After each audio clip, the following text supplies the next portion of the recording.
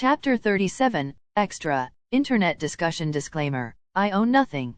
This history has no interest in offending any party, having the sole objective of only entertaining the readers. Enjoy. I'm Iron Man. I'm Groot. I'm Eidolon and I'm Batman. Wait, how? Hee, because I'm Batman. Sips coffee, a discussion between great minds. I had this idea of showing people's reactions on the internet. I copied the model from Worm a little. I think a reader even came up with this idea too. But I already had that on my mind. I intended it to be in a normal chapter, but I decided to put it as an extra. There's a little discussion about the story at the end. I will appreciate it if you guys read it. But there's no need either. Thanks anyway. Context: it's been a few days since the Battle of New York. The world is shocked. Some high-quality videos of the incident began to circulate on the internet. Hector doing obviously.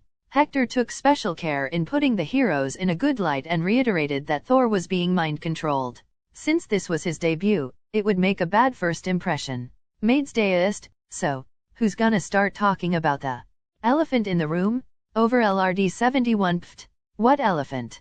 It's not that big deal. The last few days just turned it upside down and changed everything we believe in and our own sense of existence and priority in the universe. Op_fan yep?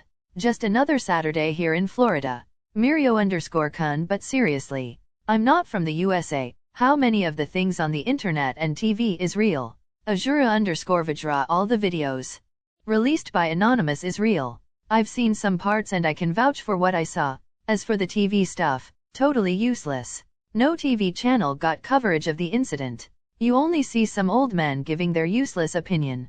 Deist 832572 Anonymous? Zatro Anonymous is the username of the guy/gal that uploaded the best clips from the invasion. He/she said it had a technology-based power that made it easy to cover the day. Mirio_kun Anonymous is a mutant then? Tobus_Mabus probably. And the new term is metahuman now. At least that's what Eidolon prefers to be called. Nico314 is mutant the new N-word now? The M-word? Best_human_evil. This is ridiculous. Black people have a whole history of discrimination and suffering. Now we can't say mutants just because a mutant strong appeared. Ridiculous? Deistatiok, how do you know mutants didn't suffer? Just because it wasn't in the news. You're pretty naive if you think you haven't had mutant suffering. Captain America has set a precedent that a normal human can break their limits. And we've all known for ages that there are people with powers. What do you think the rich and powerful did with this information? If you were rich and powerful, wouldn't you invest in trying to gain superpowers? How many mutants died in dark labs and nobody knows? SCP_Thelost, stop with your conspiracy theories. This is real life, not fiction. Dark_demon, you who have to open your eyes. Real life is worse than fiction now. Gods, super high-tech suits, portals, mutants, magic, aliens. Reiki de true. I cannot say for sure, as I am not informed of the matter. But does Magneto want revenge for the mutants who died like this? Under the hood, Darkness_Hollow Magneto is a mutant supremacist. Calling himself Homo Superior, he thinks it is his right to be above all of us. He is just another terrorist with a god complex. The problem is that he has the power to back it up. Abdullah_Al-Ghamdi_9810 Thank God Eidolon doesn't think like that. Righteous Demon, doing a quick search, I found that the main places Magneto attacked were military installations. He rarely appears in places with civilians. Do you guys think that he is rescuing mutants being experimented with? Sin_of_God interesting. But I believe he appeared in some cities, yes. I don't remember now. I think it was in Arkansas. Well, that place is racist as fuck. Maybe he went to teach some assholes. Nah player, honestly, I've never seen a mutant in my entire life. I think I only know Magneto's name. J. King Sniper Magneto killed our President Kennedy. Otaku_gamer_0198 is someone under him. The shapeshifter apparently. Maro_Hisoka I know, Magneto's sidekick shapeshifter. He always has these stories to scare us. Mutants can be everywhere. Spooky. Beowulf Dragon, but they can be. See, I have nothing against mutants. I just don't want to be around me. Too dangerous. Flightless_man haha. Famous racist motto. The same vibe of I have nothing against black people, I just don't want to be around me. Drizzer_Spartan I have nothing against mutants, I just don't ever want to see them in my life. Cruel reality I have nothing against mutants, I even have some mutant friends. Shezebarelff01 I have nothing against mutants, but if my son turns out to be one I disinherit him. Not_Scalablade I have nothing against mutants. This is a mistake. And being a mistake is a mutant thing. Cherry Popesicle I have nothing against mutants, I ever consider them human beings too. Final_God_of_doom I have nothing against mutants, I even think they have feelings too. Azura_Vajra question to the New Yorkers, is it true that a nuke almost hit Manhattan? Doombot 3 I don't know. I'm on the subways. Eclipse King nothing was said on the news. Deist093454 there's no footage of the missile by Anonymous either. But there is footage of Eidolon using Captain America's shield to protect the city from something on the other side of the portal. Ricardo_Geronimo I saw this one. Cool as hell. General_Kenobi_0 I saw the missile. Iron Man sent the missile through the portal in the sky. Eidolon must have protected us from the blast. Fausto_Nito_4680 seriously? So why is no one talking about this? Is a fucking nuke.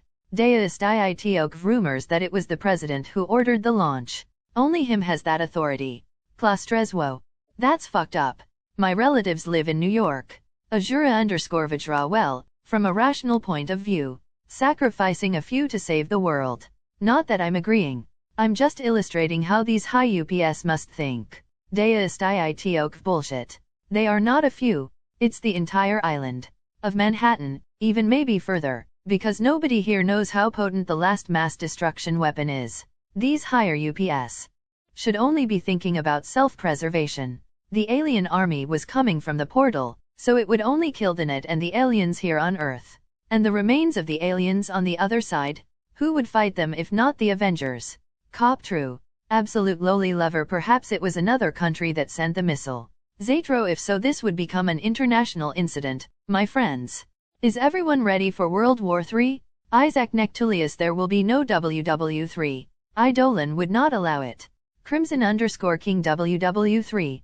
Captain America got off the ice in the right time Ricardo_Geronimo would Eidolon mind? Cop who knows? __/ we know nothing about these guys. Only maybe Captain America. Maro_Hisoka by the way. Holy moly? Captain America is alive. Why aren't we talking about this any more?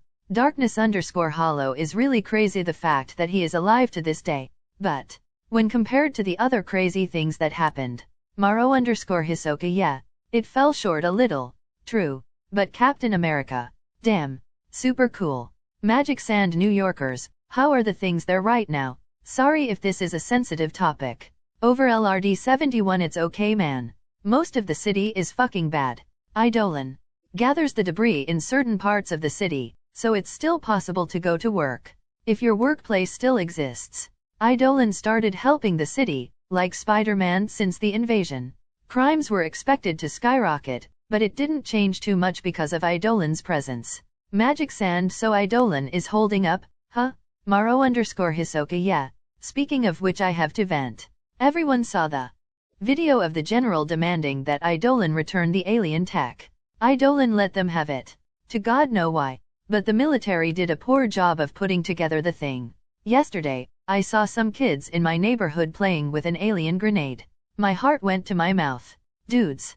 I'm angry till now. Isaac Nectulius not only that. Muggers are using alien weapons now. Now the officers have to go against high-tech weaponry with a 9mm Deist IITOK news. Many countries start sending support to the U.S. to help rebuild the city. In a side note, the U.S. proposes that several APSs around the globe come together to study alien tech and be able to develop our society. Gil_XD looks nice like that, but they're basically selling the alien tech. Vapidalism at the finest. Deist IITOK they were probably pressured to share. The US was going to get way ahead of the rest of the world with this alien tech. Deist IITOK honestly, it's not that wrong. Sharing technology will create a balance between nations. And the money will help rebuild New York. Deo of Gay yeah. On paper it's beautiful. But I bet that money goes to other pockets. Monkey_God7 at least is something.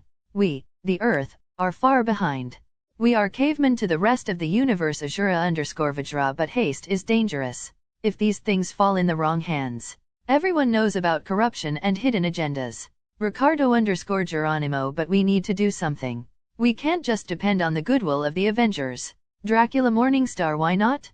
We could abuse a little of being defended by them and grow steadily and safely. Hyper Phoenix, we don't know out is out there, in the space. Maybe we can't afford to go steadily and safely. Cop guys. Important discussion and all, but I have the most important question. Red, Black Widow, or green, Lady Jade, Monkey_God7 Red Hyper Phoenix Green Jonathan_Rojas_9229 Green Ren_Sama 93 Red Azura_Vajra Green Tobus_Mabus Green Isaac Nectulius Green Flightless_Man Red Dracula Morningstar Purple, Huntress, Dr_KAL Green Gil_XD Purple Waltz Wonderite Blue, Invisible Woman, Abdullah_Al-Ghamdi_9810 Green Azura_Vajra I love this community. At one point we were discussing geopolitics and the mysteries of the universe. Now we are questioning who is hotter. Seriously guys. Green BTW. Obviously Suzuha_U. Can I choose Eidolon? I'm a girl, Deo of Gay I will choose Eidolon, and I'm a guy. Tobus_Mabus I prefer Captain America. Sin of Wrath 5461 Me too. Sakra 95 Thor, obviously. Nappy Afro I wish Thor would hammer me down. Gil_XD Eidolon has many powers. He can be creative. In bed. Hexmonkey_2020 True. Zachariah_Browning Eidolon powers, which he showed, super strength super durability, is must with super strength, right, super speed super senses, probably too. Super regeneration flight telekinesis pyrokinesis cryokinesis electrokinesis gigantification, of himself and other things, self-replication intangibility healing maybe I'm missing some, but the guy has a huge package. Not to mention his sword. Edit, some of these powers may have come from technologic means. Sakra 95 Damn. That's too much. Is this normal with mutants? Hexmonkey_2020 I do not think so. The normal is 1 power per person. And if you have 2 or more, the powers have to relate a little bit. Like Invisible Woman, that can make force shields and become invisible. But Eidolon has multiple elemental powers, which contradict each other. He must be like the cheater of the mutants Migger_FTW Magneto only has 1 power too. Skyflame Primo maybe it's just 1 power. Like power copying or power creation. Hateful Ragin maybe he can steal the power of the mutants that he kills. Set_the_boss nah. If so, he wouldn't have helped. He don't look like this type of person. Skyflame Primo you don't know him. How can you tell? Wandering_Swordman well, he fight for us. He has many powers. So he must have loved many people, by his logic. Then he wouldn't be nice enough to come to help. Set_the_boss maybe he is only fighting against outsiders, like aliens. Zekrul but he stayed to help even after the invasion. Aiden 10 BTW maybe he's been helping since before but never came out. A friend of mine told me that she was being robbed, but out of nowhere, she was saved. I didn't think much at the time, but maybe Eidolon was already secretly helping. But now he doesn't have to hide anymore. Migger_FTW why would he hide first? Zatro well, he is a mutant. And Ciderman gets a bit of hate for being a vigilante. He must have thought it very bothersome to have to deal with the media. Febfew. Or maybe he doesn't care about fame. He just wants to help. Chaotic Catholic don't be fooled, people. The Bible said the Antichrist will come to throw a veil over our eyes, disguising the true Savior, but taking us to eternal damnation. Eidolon is the Antichrist, pretending to be a hero and savior. Don't be fooled. Mutants are against natural order. Genist Mama, look. A fanatic.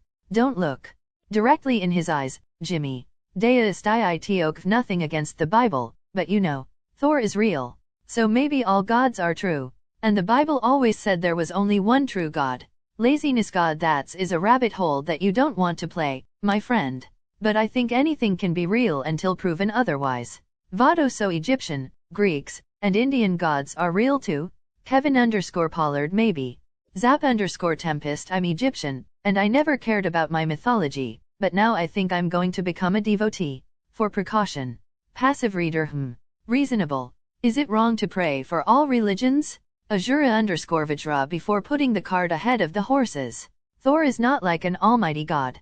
He lost to Eidolon. He was mind-controlled. Maybe gods are just superpowered people of the past that we, ignorant and naive humans, started to worship. Kevin_Pollard. Yeah, but Thor lived for so long. Icy Underground. The question is he a god, and do we worship him? Or is he a god because we worship him? 7 named complicated. Quest, was Thor really mind-controlled? Scary. Deist Itok Vyep. You can see in anonymous videos. Vavel, imagine a mind-controlled Eidolon? Tobus_Mabus shivers. Fenrir0999. This puts things in perspective. Perhaps the heroes will turn against us for being mind-controlled. Len_Stoff. It's no use thinking about it. Better to have heroes than not to have heroes. Drageo_Armado. True. But why don't they work with the government and the police? Mainly Eidolon and Spider-Man. They could save more people if they cooperated, right? He might even get a salary. Some dead body. Well, the Saturday morning cartoons taught us that heroes hide their identities to protect those close to them. That is a valid point. Kirito_Kurgaya. They have their own circumstances. Tony Stark is rich and has no one to worry about. Who knows the secret identity of Eidolon? The Monday Effect. Do you guys think he needs a secret identity? I imagine him living on an island separate from the world. Or on a mountain. Wish fulfillment. He is not a hermit. Daddy Makio. He must have a normal life too. Barthuk. With all these powers, he must be living in the easy mode. Cookie Monster 9001. Who knows, is not like a normal everyday job, needs to be able to lift skyscrapers. Lord of Wish. But seriously, who do I need to suck to gain powers? Cop the Hulk. His radiation will make you a hero. Deadman will be your name. Continues. Most of the people in this discussion are young, so there's not much hate against the heroes. Mainstream media is a different story, being more divided between supporting or condemning the Avengers and mainly Eidolon. Ahoy, let's have a long talk about this story. Okay, let's talk about the MC's morals. He is weird, doing good things and bad things. Is his moral compass all over the place? Yes, but actually no. Let's explain me. I believe that people who are either totally good or totally evil are rare. I believe people are more complex than that. I'm a fan of the concept of yin-yang. Look at my profile picture, so I incorporate this concept of yin-yang into the moral of the MC. Even his suit is black and white. How? His actions. Like in yin-yang, there's some white into the black and vice versa. Hector's good actions have little of an evil deep reason to. Selfish reasons. Increase reputation, make people depend on him. And Hector's evil actions have good on them too. He kills someone not because he likes, but to protect normal people who would suffer for the actions of someone like Kingpin, Norman Osborn, and others. Exit evil in good and good in evil. That's it. To this day there are many comments from people who expect evil MC, or people who think the MC doing evil will act on his promise to his relatives. There's no winning here. I will do my own thing. Let's take a step back and watch Hector. He comes from a world like us, a loving family, no big trauma or bad childhood. On the one hand, he has zero reasons to be an edge evil MC. He grew up with loving relatives and is rich enough. But he can't be a goody two-shoes, naive and with a hero complex. Why? Because he knows the Marvel world. He knows how dangerous and knows to put himself first. He knows that being selfish and committing some amoral acts can be the difference between life and death. This is the attitude I think everyone would have, or should have, if they were transmigrated to the Marvel world. If he didn't have the memories and knowledge of the Marvel world, maybe he would be as good as Spider-Man. But he knows that only a miserable life would wait for him. Summons, well, a hated thing for many people. I don't like too much either, but I believe that I make it work. The secret makes sense. No summoning characters like Aizen or Madara, they don't look good as subordinates. No summoning people stronger than the MC, and not making them dolls without feelings. By the way, the next summons would be mostly male. One thing that worries me is the number of characters. It is impossible to give the same level of prominence as Shago and the girls to the new people, mainly the one that will do outside work. Harem, another divergence topic. As you can see, the process is very slow. This is Marvel. If I want something more ecchi, I would use the world of DxD. I can only promise that I will try to make sense.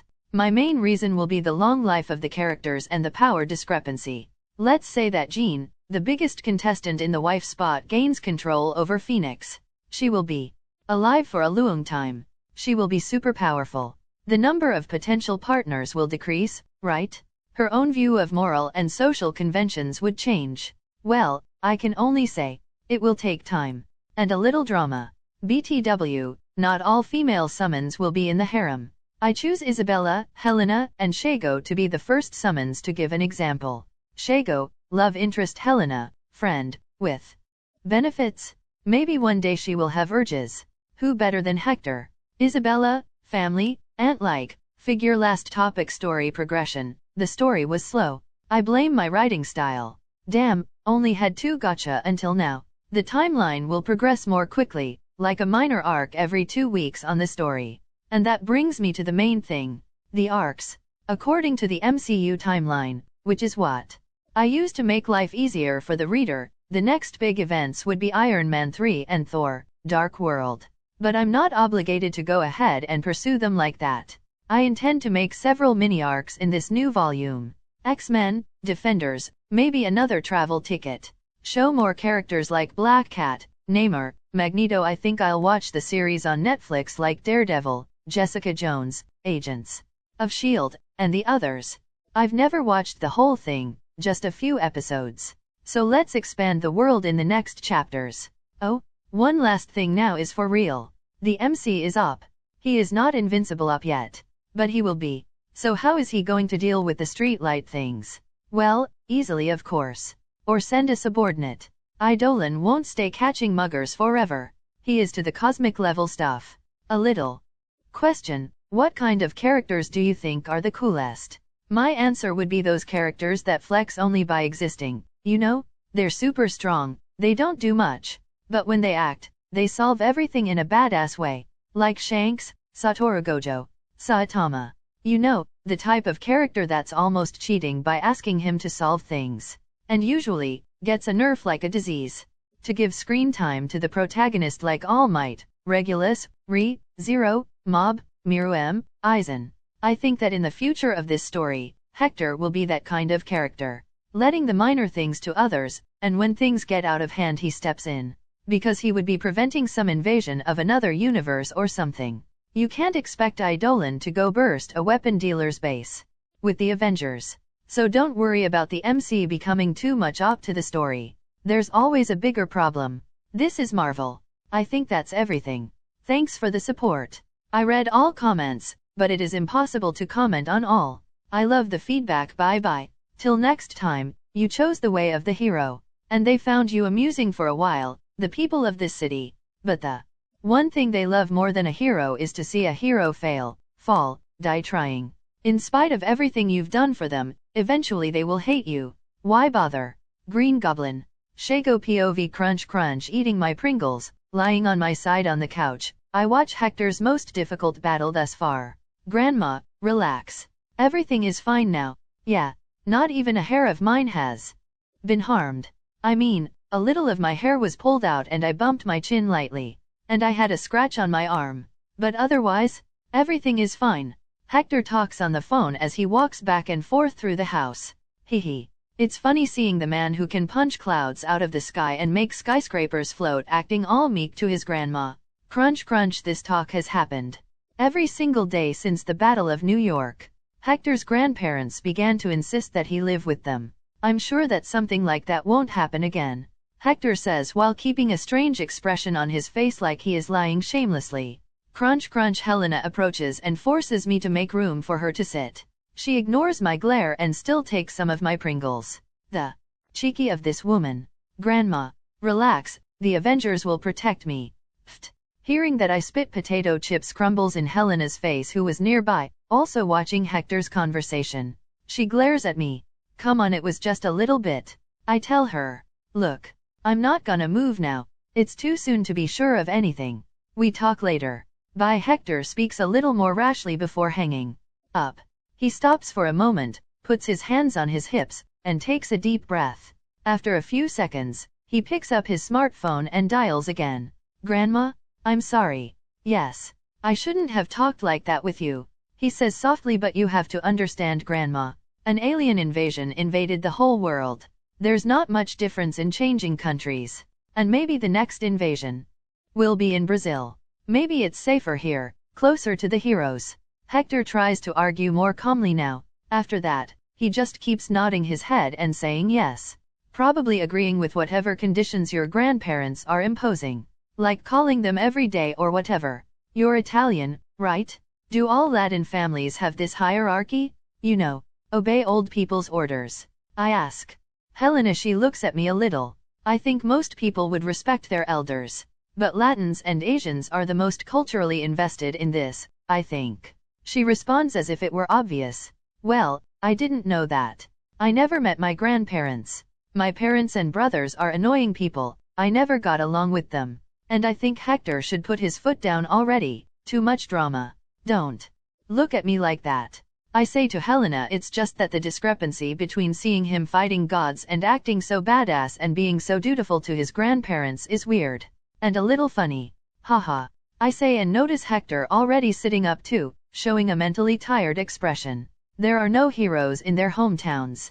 Or something like that, Shago. How can you act tough to the people who changed your diapers and saw you at your most embarrassing moments? Hector speaks with a sigh. Fair enough. I say, and see Helena nod. Isabella enters the living room carrying a trail with drinks. You're an adult, right? The final say is still yours. They can't force you to do anything. Isabella speaks her mind as she puts the trail on the middle table by the law. Yes, I am an adult. But to them I am their 16-year-old grandkid, their last living relative, recently orphaned. Hector says I can't say, I know what I'm doing, because they will see me as a petulant teenager. Any form of argument will sound like any other teenager who thinks he knows better than the adults. Hector speaks slightly frustrated. And he continues. Heads up, yes, I know better than most adults. But I can't say that. You could tell the truth. Helena shrugged her shoulders. Tell that you're strong, have powers. Hector frowns a little. That would cause another kind of concern. Well, I could lie and say I'm not Eidolon. Just have powers and I'm not that fragile. Hector looks thoughtful and starts rubbing his eyes. But I want to keep them very far from this whole super business. Hear me out. Will sound bad at first, but wait for me to finish. I say, calling his attention. You could just mind influence them, you know. I say, pointing my index finger at my head. Seeing Hector pause and glare at me between the space of his fingers, I elaborate further. Wait, don't be angry so fast. I'm not saying to brainwash them or anything. I hasten, just make them a little more suggestive to your ideas and stance on this matter. It will save you having to lie, it will save you stress, and it will make them sleep soundly at night. I speak, seeing him adopt a thoughtful expression. Hector has said in the past that he would accept any opinion or suggestion from us. I'm the most villainous here, so I'm the one that can give him the evil option. It's not like you're doing something bad. This is to their own good too. I finish. Hector sighs. The worst part is that I'm half considering this, but no. Hector closes his eyes before replying. It would be the easiest way out. It would save the drama. But it's not right, Hector says. Can be an option, if everything fails. But I just don't want to. This is how it starts, you know? With small things like that. In a little while, I'm brainwashing everyone just because it's more convenient. Hector says, I think he is too hard on himself. Is not like one morally dark act will make him go into a spiral of evil deeds, turning him into a psychopath or something. Is just a suggestion. I shrug my shoulders. You can go live with them. With your powers, you can go to any place very fast. Right? It doesn't make much difference whether you live here or in another country. The world is small to you. I give another suggestion. Yes. But New York is better. I need to be here for now, faster to react in the event of a disaster. At least until my surveillance satellites are operational. You saw that the rest of the world only knew about the invasion when they were already halfway through everything. Hector counters. I can only accept his word. For some reason, Hector insists that New York is the center of the big events that will happen in the future. I mean, makes sense. I haven't looked closely, but I think almost all the supers are here in New York. At least the known ones. Well, while you think about how to handle your family relationships, let's watch the world talk about you, I say as I unmute the TV, to see someone talking about recent events. Everything in the last few days was about the invasion, the people that fight in the invasion, the people that died in the invasion, and other things like that. Click. There are still hundreds of people missing. I'm saying they were abducted by the aliens while the invasion was taking place. Too much. Idiotic. Click. The Avengers, Eidolon, and Thor need to be held accountable. Too much retarded. Click. We are talking about an event that's changed everything. We need to reassess our priorities as a species. For our own survival. Obvious. Click. When we accept that we live in a new reality. With these powerful individuals, we can work together with them to make a better society. Boring. Click. You can't say that Thor's appearance confirms the existence of all pagan gods. Eidolon and Hulk themselves are godlike beings that would receive human worship in the past. Put them in the same spot as Thor in the past and we would have a religion of them too.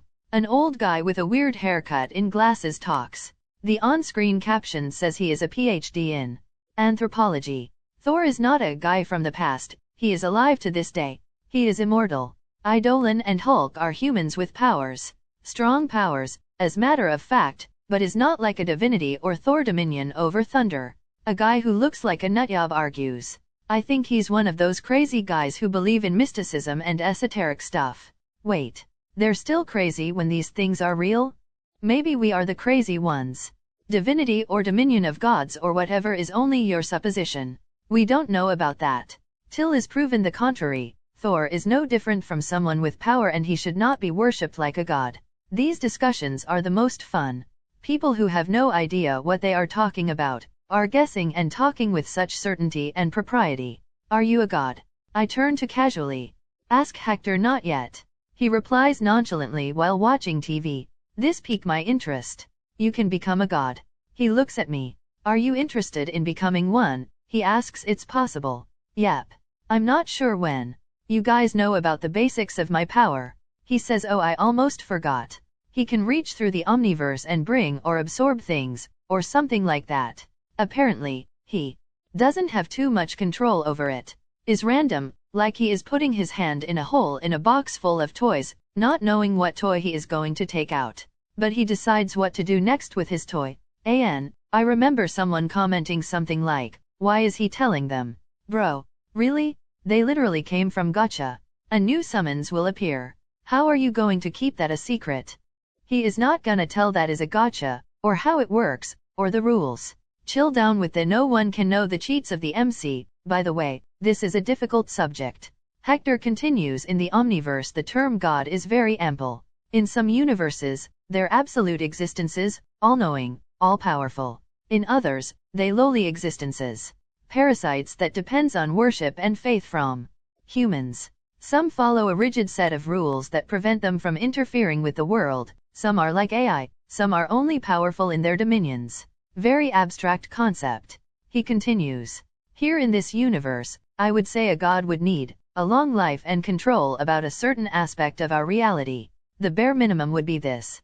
And maybe some sort of divine core or some bullshit like that.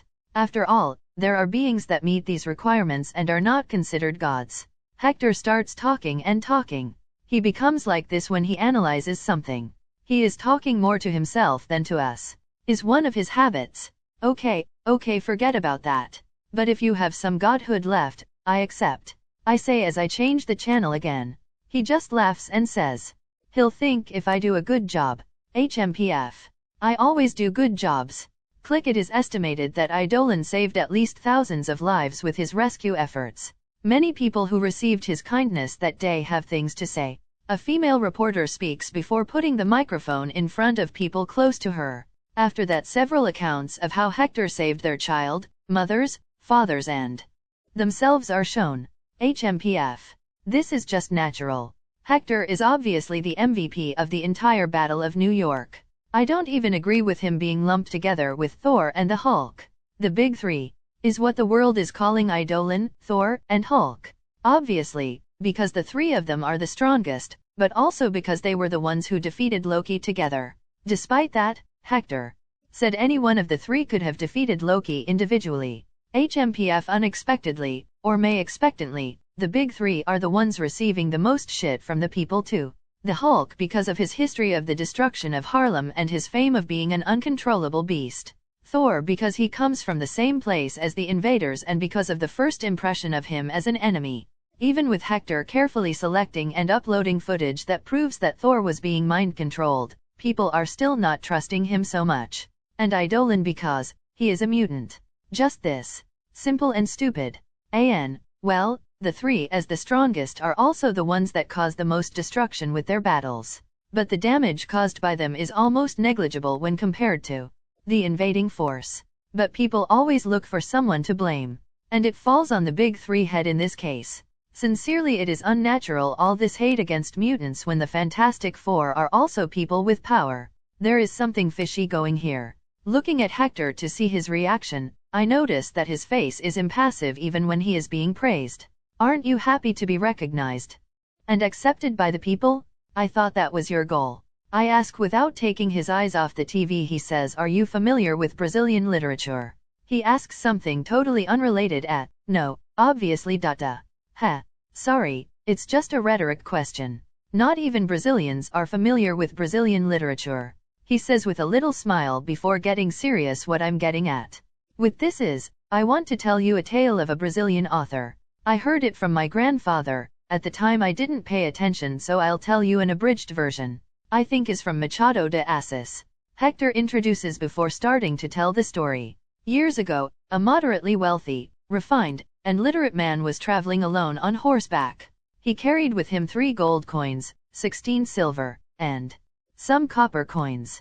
At some point, as he was walking through the woods, something startled the horse that made him take off very fast, uncontrollably. Hector speaks while moving his hands to illustrate the story. His feet got caught in the stirrup, and the horse started to pick up more and more speed. He couldn't leave even if he wanted to.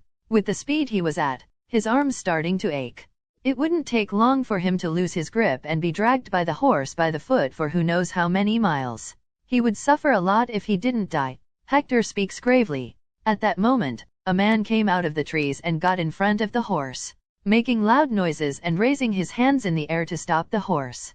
Hector says as he also raises his hands in the air to illustrate. He knows how to tell a story. Everyone is paying attention. The horse stopped abruptly, rearing up on its hind legs. The new man quickly grabs the horse's muzzle to control the horse, then starts talking and stroking the horse to calm him down. Meanwhile, the literate man is calming his heart, which was beating fast from the whole situation. Hector says as he brings a hand to his chest. The literate man is full of gratitude to his hero. Who knows what would happen to him if he wasn't saved? The new man put himself in front of an uncontrolled horse to save him. The literate man then decides to reward his savior with all his money. After all, what is a few gold and silver coins compared to his life, right? Then he looks at his savior, thanks him profusely, calls him my good man. He then notices the man's condition. Worn out clothes, tanned skin from hard work under the sun, calloused hands. See the man caressing and kissing the horse, talking with the horse like an old friend. You know, a thing that the people who live in the countryside do. The literate man then thinks all my money is too much, he must not even know what to do with it. I'll give you 1 gold coin. Should be enough. Hector talks pompously. Talk goes and talk comes. The new man still talking with the horse makes the literate man rethink. The man is talking to a horse, with a horse. This man is a brute, an illiterate. Maybe his help was unnecessary. The man then decides to reward the bumpkin with only 1 silver coin. He then turns to the man, catches his eye, and hands him the silver coin, because he is not ungrateful, even if the man has crossed his boundaries. The tone of his voice now talking to the man is now much more haughty. After handing over the silver coin, he notices the bumpkin's eyes light up. Unaware of the literate man's thoughts, the bumpkin thanks him profusely. He smiles, and bows to the literate man. After walking away, the literate man notes the bumpkin jumping happily with his reward and even kissing the silver coin. Turning around again to continue his journey, the literate man thinks, the silver coin maybe was too much. Copper coin should be enough. Hector ends his story. Did you guys understand? Hector asks, turning to us. I nod. Hector then turns back to the TV, which is showing people thanking Eidolon and giving a humorless chuckle. Human gratitude is fragile. In a few months, they will forget. They will start remembering the recent events differently. From Eidolon saves the day to Eidolon battle destroys the city. They may even start to blame me. Some are doing already that. He says, and it's true. I'm not doing all this to rely on and a fickle thing like people's gratitude and goodwill. This is just the first step to a greater plan. There's nothing to be happy about. Funny enough, people remember grudges very well. Hector then uses his index finger to point at the ground is a little similar with the Morlocks. I can help them easily, removing their powers, making them normal again. I bet many would jump at the chance. And at the first moment, they would thank me profusely, talking about how grateful they will be for the rest of their life, saying that I could ask for their help in the future for anything. Hector says while rolling his eyes. Pfft, what a joke. He scoffs. People don't value things that come easily. When I help them, they will be already loyal, they will see my great sacrifice. It will be on my terms. I'm not that naive to give things for free. This is only the beginning. Being a hero is not enough to change the world. All these hero things are the means to an end. Only power can change anything. But if I am forceful, people will resist. So I will worm my way into their hearts first. Eidolon will make people easily accept my actions in the future. And then, political and monetary power will do the rest. Heroes have to play by some rules, even Eidolon is no exception. So, I will make the rules too. Hector speaks, clenching his fist. Oh, yeah. The 5 years plan. The plan that will make Hector the most influential person on the planet in 5 years. He shared a little with us. Eidolon will win the general public and Hector will gain the powerful and influential people. It's almost scary how easy this will be. Hector with another identity will buy presidents, ministers, and CEOs with things that money can't buy. Youth, health, appearance. What person who is rich and powerful doesn't want to live for a few more decades? Have your pain, or that of your family members healed? Hector can easily give them these things with his powers.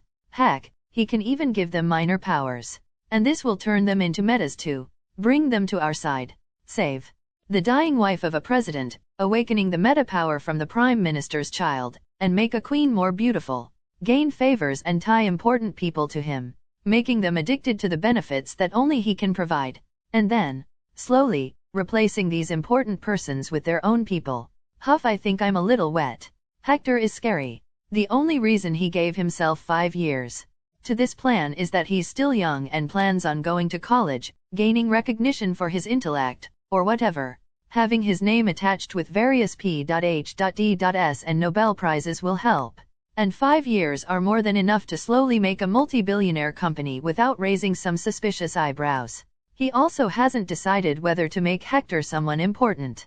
Maybe he wants a laid-back life as a rich child, and having another persona to do all these things. He's worried about his grandparents too.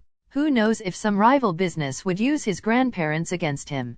Well, it would be a big surprise to anyone that kidnaps an old couple and then a very pissed Eidolon goes after their asses. Me showing up didn't really get in the way of your plans? I ask, a little unsure. I should be the person who would put forward Hector's dark plans. Now, there's no one to do this. Hector, without even looking at me, responds, "Nah, I'll get a new person for this. In fact, it's a good thing you made your debut as a hero too." How come? I ask curiously. Well, your skin tone is unusual. This will prepare people to accept physical changes more easily. Mainly because you beautiful people are more receptive to beautiful people. A different skin tone isn't such a drastic change, so you're the ideal poster girl for it. Makia doesn't have a friendly appearance, but it is possible to sell the gentle giant image of him. Hector lists several PR reasons and strategies, but I focus on one thing.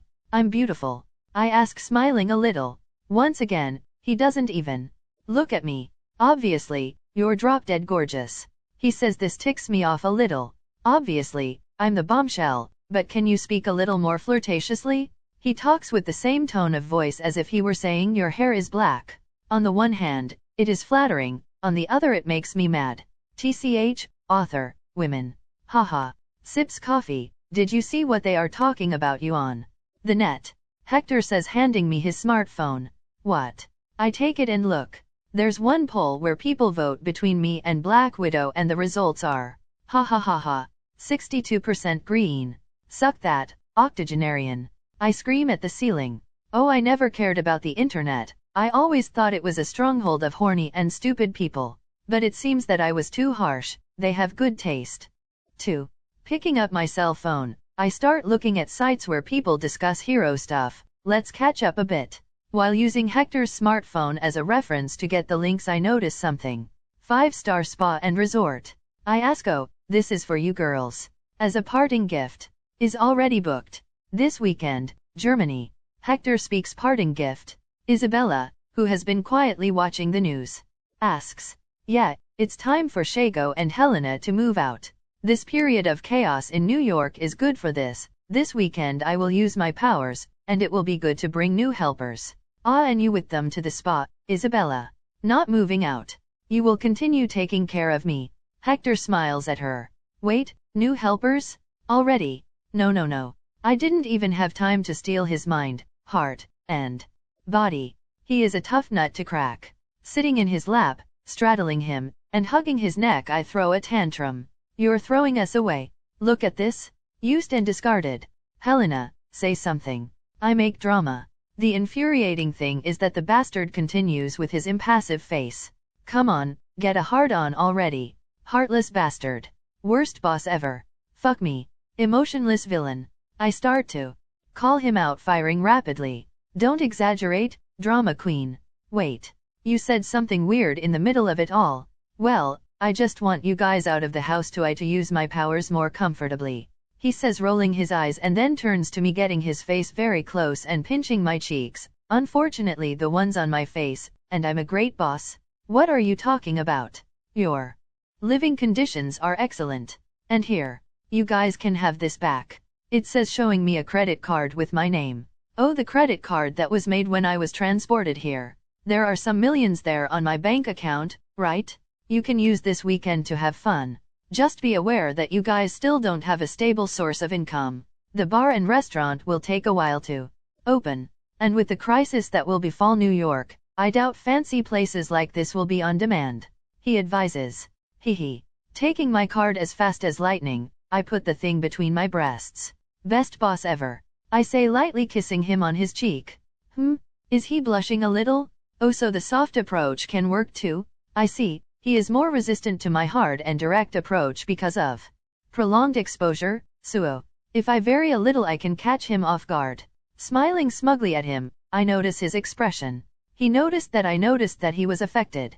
And then, I hugged the air. Because he just disappeared from my grip. Oh ho, you escaping only proved the effectiveness, my dear. This is fun. I will take care of Cathalha, and I made false documents for you to use at the spa.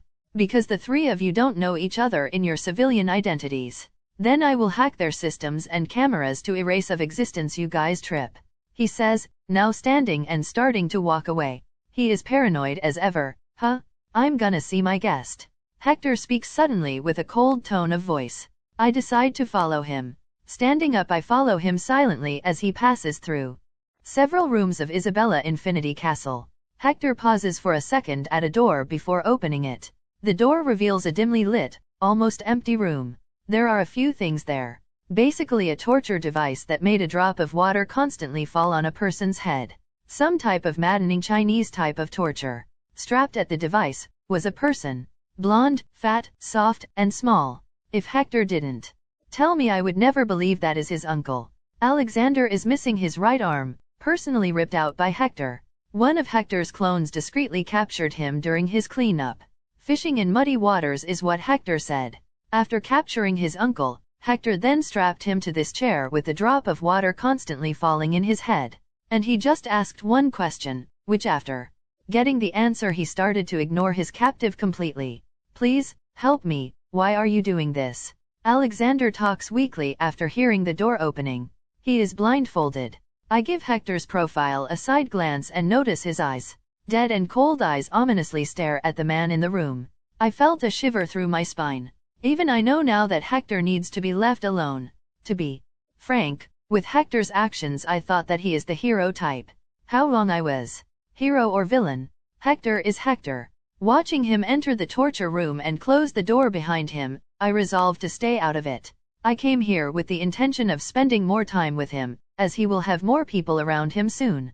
A little bonding time torturing someone. but he is in no mood for our little game tight now. Well, I know when to leave a man alone. Looking at my smartphone, there's already a message from Hector. Don't interact with anyone on the internet for now. People can trace you easily. Paranoid. Let's see what these people are talking about me. I wonder if I have that thing that Hector called Balder off. Simps. Asgard, third-person POV grunting and flesh hitting flesh sounds can be heard by anyone nearby. In the big courtyard of the palace in Asgard, Thor and Volstagg are fighting each other barehanded and bare-chest. Your time and Midgard left you soft, Thor. Volstagg bellows while being punched in the stomach by Thor. But I see that you haven't improved either, Volstagg. Thor exclaims while also receiving an attack from Volstagg in the chest. A little further away from where the two then fighting Lady Sif and the rest of the Warriors 3 watches the fight. And a little further away from them, Odin, Frigga, and Balder also watch as they talk to each other. This was supposed to be a fight between two warriors, right? So why does it feel like I'm watching two bilge snipes clashing against each other?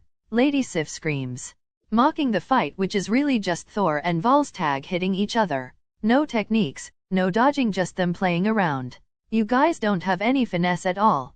Fandral comments mocking too. Odin observes Thor with his one eye. It's good that he can spend time with his friends like that. Odin knows that things can change when Thor becomes the king. There's an invisible wall that rises when someone's status exceeds his friends. He is secretly happy that Thor has comrades to fight in Midgard too. Some of them are even praiseworthy. He knows that these friendships will not last forever, but having good memories is good when one becomes old. But he doesn't approve of his relationship with Jane. That Odin doesn't bulge. Focusing, Odin looks at Thor's soul. He notices that it is almost healed. And he will become even stronger after the recovery. Seeing Thor giving a shoulder throw on Volstagg, ending the fight, the Warriors 3 and Sif approach. I'm still the best, Thor says smugly to them. Well, aren't you beaten by that Eidolon? Lady Sif asks with a raised eyebrow. Cough, I was not at my best at that time, Thor says, averting his eyes. Tisk tisk. The great Thor loses his touch and is beaten by a Midgardian, Fandral says with a fake disappointment. Despite being just a friendly banter between friends, Odin decides to speak a few words. Don't look down on them too much, he says, attracting the attention of everyone. Although in general, the Midgardians are weaker than we are, sometimes exceptional individuals appear among them, like Agamotto and that one with celestial technology. Odin advises. Odin is referring to the first Sorcerer Supreme Agamotto, who despite not being a human, he was born immortal in Midgard and is the greatest sorcerer of the 9 realms to this day. And the one with celestial technology is obviously Sabanur, the Apocalypse, and the first host of the Phoenix Force too. Frigga sides eye Odin. If it were possible, Odin would be blushing right now. Thor's birth is complicated. Seriously, it's really complicated even for the readers to know this. Fuck, some comics say Gia, others Firehair. Thor has connections with the Earth, and with the Phoenix. In this story, I decided that the two are the mother in some sort of cosmic conception of Gia, like donating the equivalent of her uterus to make Thor's body, because Odin and Firehair smashed as an astral body or some bullshit like that. This will explain why Thor is conceived a fucking million years ago, but he is only a little more than a millennium old. Fuck Jason Aaron, few know the true origin of Thor. Let's say that Gia and Firehair, the first host of the Phoenix on Earth, have done some contributions to Thor's birth. The people around didn't understand the situation because they are not aware of Thor's true parentage. Even Thor at the moment doesn't know it. You're almost healed. Tomorrow you will start your travel through the realms.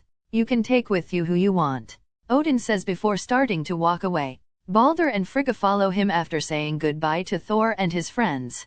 So, that Eidolon guy. Strong, huh? I want to try to fight with him. Volstagg says. If he visits here, maybe it's possible. I'm sure he can humor you. Thor starts before smiling, and us when he kicks your ass, he says to laughs. If he can move me, I will abstain from drinking for a month, Volstagg proudly declares. His saying is not without basis. With the exception of Thor and Odin, he is probably the most durable man in all 9 realms. It's not because they're Asgardian that all of them are monsters like Thor. An average Aesir must be as strong as Spider-Man. Some will have things they will excel in like magic, strength, durability, or swordsmanship. but Hector would classify them as high street level. Obviously, they have powerful weapons too. But again, weapons like Mjolnir and Gungnir are still rare. Thor is really a special case. And because of this that Odin is preparing Thor for the role that will shoulder the fate of Asgard. But how good is this Eidolon guy? And that huge green beast? He looks strong too. Hagen asks the Hulk. Ah, he has the brute strength that puts Volstagg here on the ground. Thor excitedly exclaims, and Eidolon? Well, I don't know.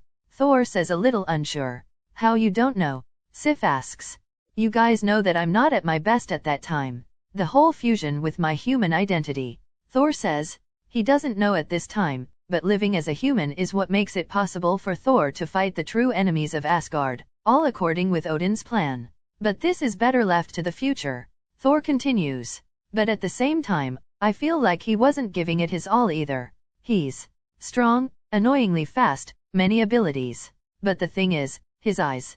Thor talks to his friends. Throughout the whole fight, his eyes didn't change. Like everything I do is under his prediction, he is analyzing me. Like he knew he will win. And he never doubted that even for a moment.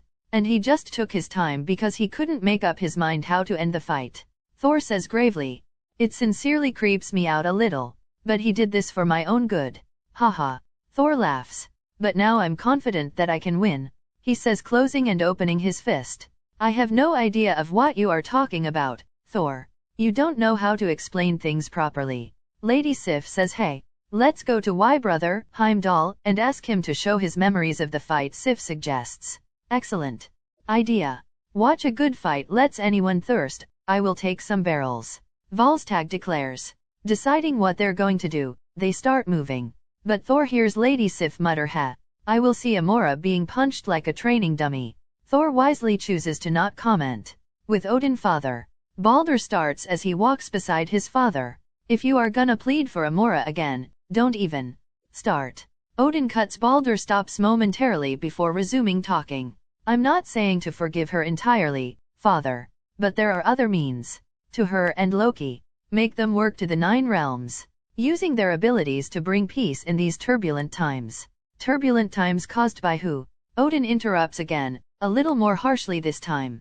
This shuts Balder off. Odin stops and looks at his son. Balder, of all my children you are the one I am most proud of. Odin speaks, surprising Balder. You're serious, diligent, have a good heart and soul. Never bring me problems like your brothers. But Odin begins softly before speaking in a deeper tone. Your obsession for Amora is the only thing that I always never approve of. Balder flinches a little. She is using you, my son. That Midgardian words may have been harsh and stinging, but there's truth on them. She is not worth of your efforts and not worth of you. Odin finishes before starting to walk again. Alone this time. Balder just stay rooted in his spot for a long time. Balder is, by no means, as bad as Hector painted it. As Odin said, he is a good child and a better man. But it is easy for a good man to be taken advantage of. There's a little problem with these long-lived races. Asgardians can live for a long time, but they reach maturity roughly at the same time as humans. Thor and Loki coincidentally are only 2 years apart. Balder is a century younger than the two. That means that Balder is a kid when Thor and Loki are already adults fighting and having their different kinds of fun. This creates a little wall between the brothers.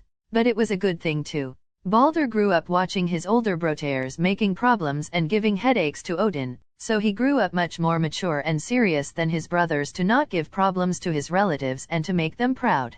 But there is a bad side effect. As Balder is younger, he is more impressionable. A younger Balder, barely an adult, meets an already adult Amora. She is decades older, more experienced and cunning. He has no chance. Amora is one of the most beautiful women of the 9 realms. So much so that even Thor fell for her charms for a while, before he knew her better. A childhood crush is a difficult thing to let go, mainly to someone as pure as Balder, and even more to a long-lived race. Well, even though Hector called him out, the fault is not in him, but in the woman he fell for. In any other situation, his pure pursuit of love would be a tale worth songs and praises. But like Hector says, the difference between you being a respectable gentleman and a simp is the woman you have fallen for. Amora is a bitch, personality-wise. So Balder is a simp. If she was a better woman and being honest with Balder, telling him that she has no interest in him, Balder's pursuit would be of a young man trying to conquer his loved one. But now he is a simp that humiliates himself for the love of a woman that only sees him as a tool. He still believes in her, and although Odin is aware of this unhealthy relationship and that Balder will one day get hurt when he wakes up to reality, he is still let it be. The worst case scenario for Balder here would be a older Amora, not even beautiful anymore, sees that has no chance of getting anything better, and settles for Balder. And Balder accepting. Ugh, I have seen a thing like that in real life. Don't accept being the last option, kings. Despite what MCU makes of Odin's bad parentage skill, for plot purposes, he is not a bad father. He can be harsh and distant, but he is doing this for his children's own good. He is not the god of wisdom for nothing. If you asked Hector, he would say that he has a much better impression of Odin than the Allfather of other pantheons, like the Greece one. At least he doesn't go around sleeping with mortal married women, as an animal or some sick shit like that. Odin rarely says directly what his children should do. He let them do whatever they want most of the time. They make mistakes and can grow from that. They are long-lived, so they will have a long time to think and become better. Works well with most of his Su. Even Loki, the failure, can one day repent. Maybe in 1 year, 10, 100. Matter not. But Odin believes that Loki can be great if he let go of his obsession for the throne of Asgard. He thinks the same about Balder. He will let Balder realize on his own that Amora is a mistake. The children grow much more when they obtain the answer for themselves. Thor is a good example. Although Odin believed in his children, he hopes that they will grow a little faster. Normally he wouldn't be worried because Thor, Loki, and Balder still have a long time ahead. But Odin doesn't have. Xavier Institute, Kitty Pride. POV, oh god, he's hot. Jubilee exclaims as we watch the events of the invasion. Well, I have to agree with her no matter who she's talking about. Thor, Captain America, Human Torch. All of them are hot. But she is talking about Eidolon this time. So this is what he is hiding under the mantle. I comment by pausing to take a good look at it for research purposes. Oh, he has that thing on the waist. Jubilee says as she points. That V-cut of his ABS. I want to bite that. Page, A.K. The husk is a mutant, or meta, that can shed her skin to adapt to different situations. Girls. Dr. Hank sighs. Let's be serious for a moment, please. At the moment all of the X-Men and other students are together with the teachers to watch everything related to the Battle of New York. We are in the living room, using the big TV seriously. What happened in New York is crazy enough to make us pay attention. But the fact that Eidolon, a declared mutant, metahuman, participated makes us give a new degree of importance. Yay, let's focus on the important matter. Speak starts by attracting everyone's attention. Knowing him, nothing important will come from his mouth. He looks at the men in the room gravely and asks, red or green? Called it. Some answers instantly, others hesitate because they're girls here. So Scott, red or green? Speak asks Scott. I don't want to participate in this. Scott answers red. Got it. Speak ignores him and takes his own conclusions. What? That is not my answer. Oh, green? I see. Space to only one red. Huh? Got it. Green, that's it. Speak continues, making all of us laugh, and Scott blushes a little. I look at Jean to see her reaction, but she appears to not be listening. She has a thoughtful expression. Oh, I see. When Eidolon talked to her, he said things about disasters, aliens, gods, magic. Honestly, I didn't take it too seriously when Jean told me. But if this invasion is not a slap on my face, I don't know what is. If he is telling the truth about this, that means that whatever important thing he talked about with Jean is true too. You guys are gross. Ellie talks disgusted. Hey, you guys are talking about the men early? Why we don't talk about the women too, huh? Double standards at the finest. Speak says, full of righteousness. Hypocrites. Warren supports Speak. Is it like that? We have an important question to ask too. I start, and Jubil catches my intentions. Yeah, there's a thing that we girls need to decide ASAP. She says Eidolon or Captain America. Who has the best ass? I said seriously with my fingers interlocked beneath my chin while I lean forward. Seeing the scrunched face of the boys makes it worth it. I will start voting for Eidolon. I declare proudly. Jubil. then speaks. Sorry, but Captain America is thicker. Not by much, and we are focusing in the ass. Get your priorities straight, jubilationally. I retort using the name that she hates.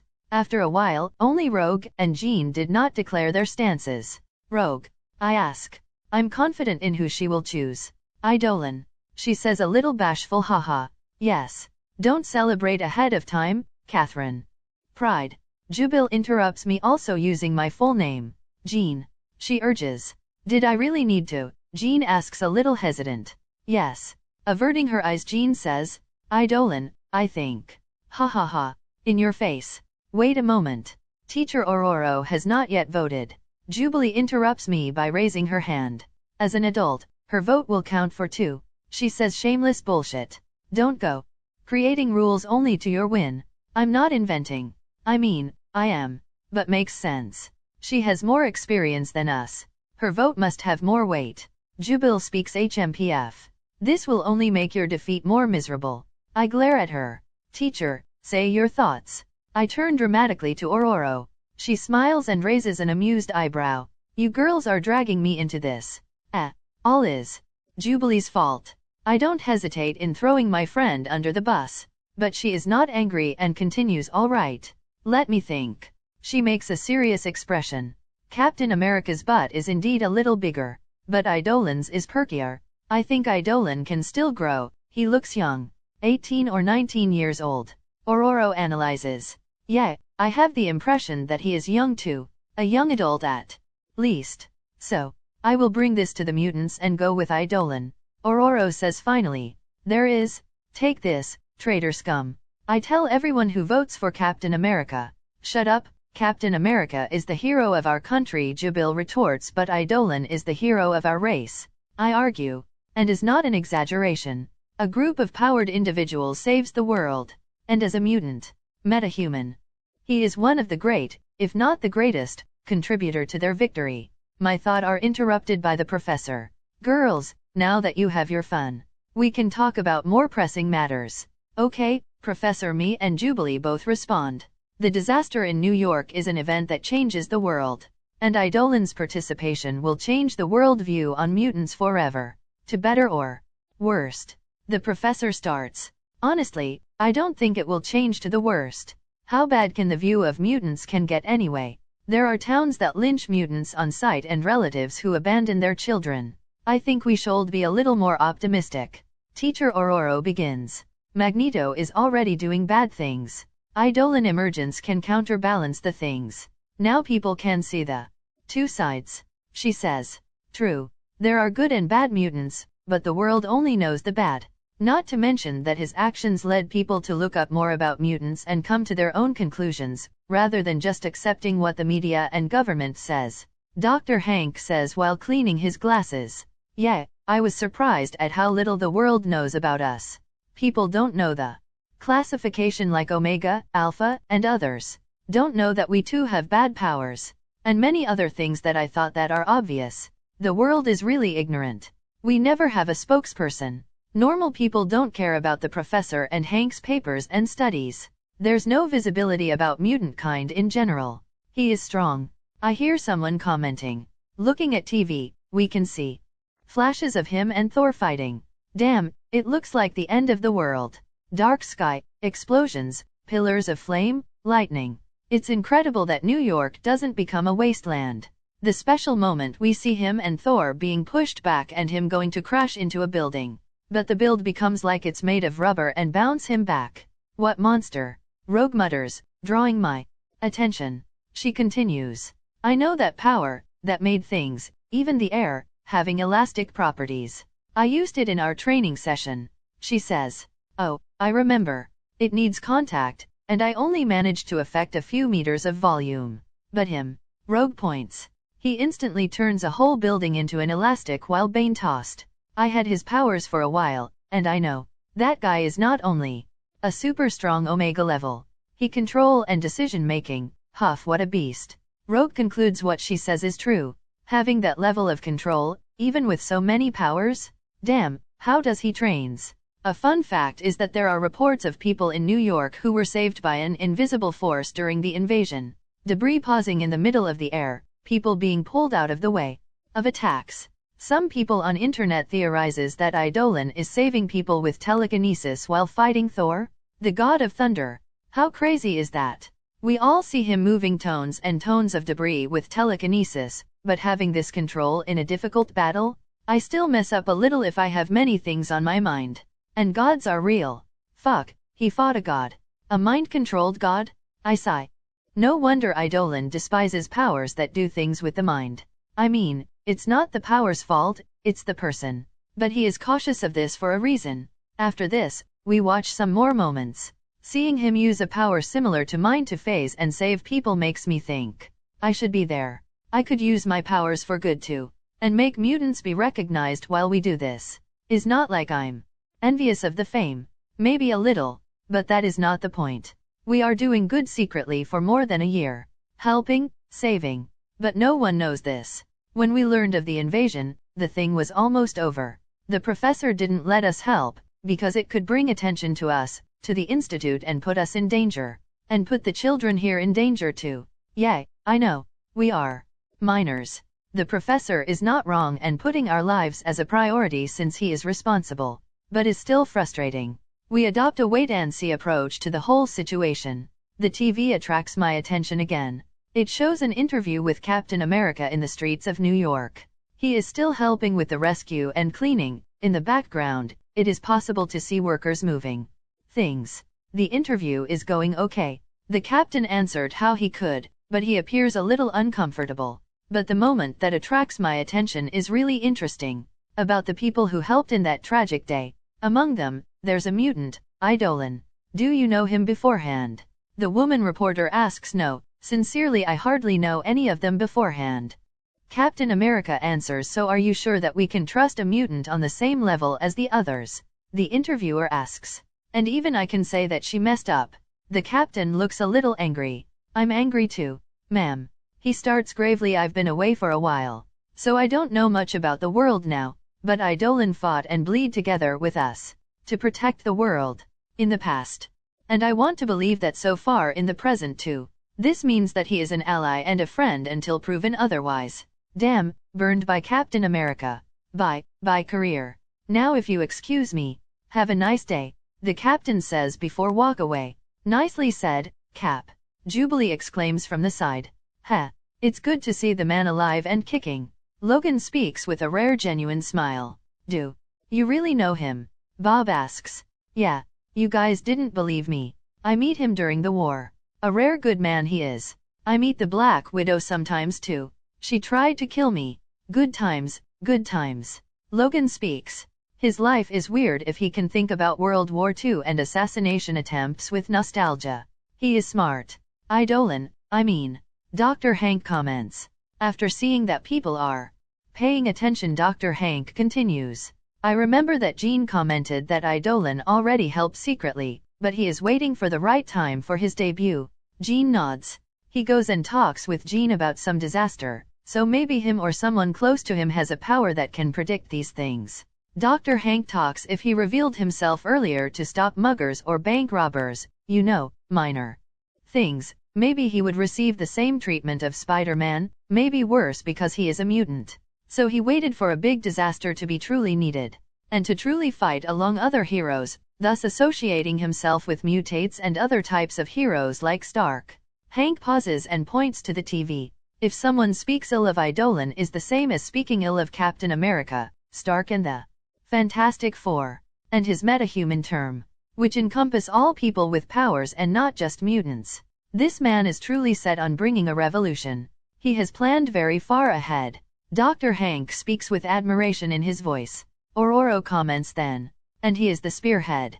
He is going first, showing the world what he can do. Because he is strong, he doesn't mind what people will talk about him or try to do against him. He is taking the brunt of all hate now and trying to change in positive things. And showing mutants around the world that they have allies too. Ororo finishes. Whether like it or not, if anyone agrees or not, he is now the face of mutant kind. The professor speaks. Wow, this looks very manipulative but is not wrong. But can we really trust him to carry the weight of our race? Scott asks. Well, no one never stepped forward. So he is taking matters into his own hands. Is Jean defending Eidolon, making Scott frown? Jean continues. I understand the teacher's concern to protect us and protect the other children, because this is really the right decision for now. It's better that we don't reveal ourselves to the world. The professor has to consider many things. Let's Eidolon go ahead and see how the world will treat someone that is trying to help. I remember Eidolon commenting that he couldn't just be a hero. That is not a step that can be taken lightly. Now I understand the why. We are not ready to do this, but he is at least trying. We can't fault him on this. Jean says. True. Doing something is better than doing nothing. Jean, does he really has said to you that he plans to visit in the future? The professor asks. Yeah, he said something about checking out and talking with us properly. I see. So let's wait and see. I can't risk you all. Sorry, I know that some of you are unhappy, but this is my final decision. The professor says before rolling out. Looking at the TV, I remember the conversation about the future I had with the girls, and I wonder what the future has in store for us. Unknown place. In a vast and empty room, a man is meditating. His head was full of white hair, but he looks like someone in his early 40s. He has a good physique, full of muscles, and is floating in a meditative stance. This man is Eric Lane's heir, birth name Max Eisenhart, also known as Magneto, the leader of the Brotherhood of Mutants, and one of the most famous criminals of the world. Two people enter the large gray, metal-lined room. Fabian Cortez, known as the Power, is a mutant follower of Magneto that can enhance other mutants' powers. He is a white man with brown hair tied in a low ponytail. The other person is Raven Darkholm, the Mystique. She is in her true blue appearance, with red hair and yellow eyes. News. Magneto asks without opening his eyes. Only about the invasion. We got some alien technology in the black market. We are just waiting for your permission to bring it to Asteroid M. Mystique responds. This matter is of utter importance. I will bring these things personally. Eric speaks. Very good. I'm curious, boss. What do you think of this mutant hero, Eidolon? Should we do something about him? Fabian asks. A kid. Magneto answers simply. He is still naive and believe in the world. He will be disappointed. It's just a matter of time. He says, his voice grave. Just let him be. When he attempts fail, he will wake up of his delusions. Magneto continued. If Xavier tries to recruit him, Fabian asks again. A man that can face gods is not easily impressed by Charles's idealistic talk. Magneto says, but you saw him in person, right, Raven? What did you think? Magneto asks, opening his eyes.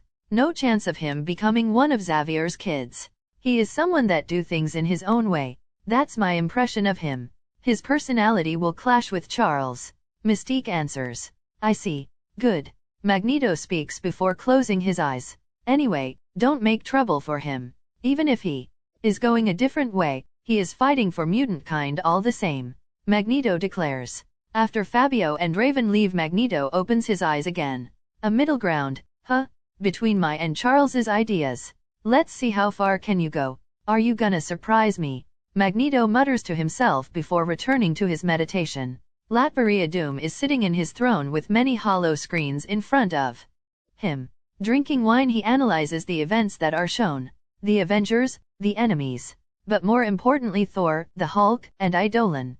Zooming in, he focuses on the Mjolnir and the Sword of Actuation. He reclined himself on his throne. There's a limit to what he can analyze and study with only video footage. He shifts his focus to the moves and battles that have been recorded. For an instant, his eyes shift to the image of a blonde woman in a blue tight suit. But quickly he refocuses and begins to study the powers and moves of the fighters. Doom will prepare. Europe, in a luxurious office, a blonde woman with blue eyes is watching the footage of Eidolon fighting on her tablet with interested eyes.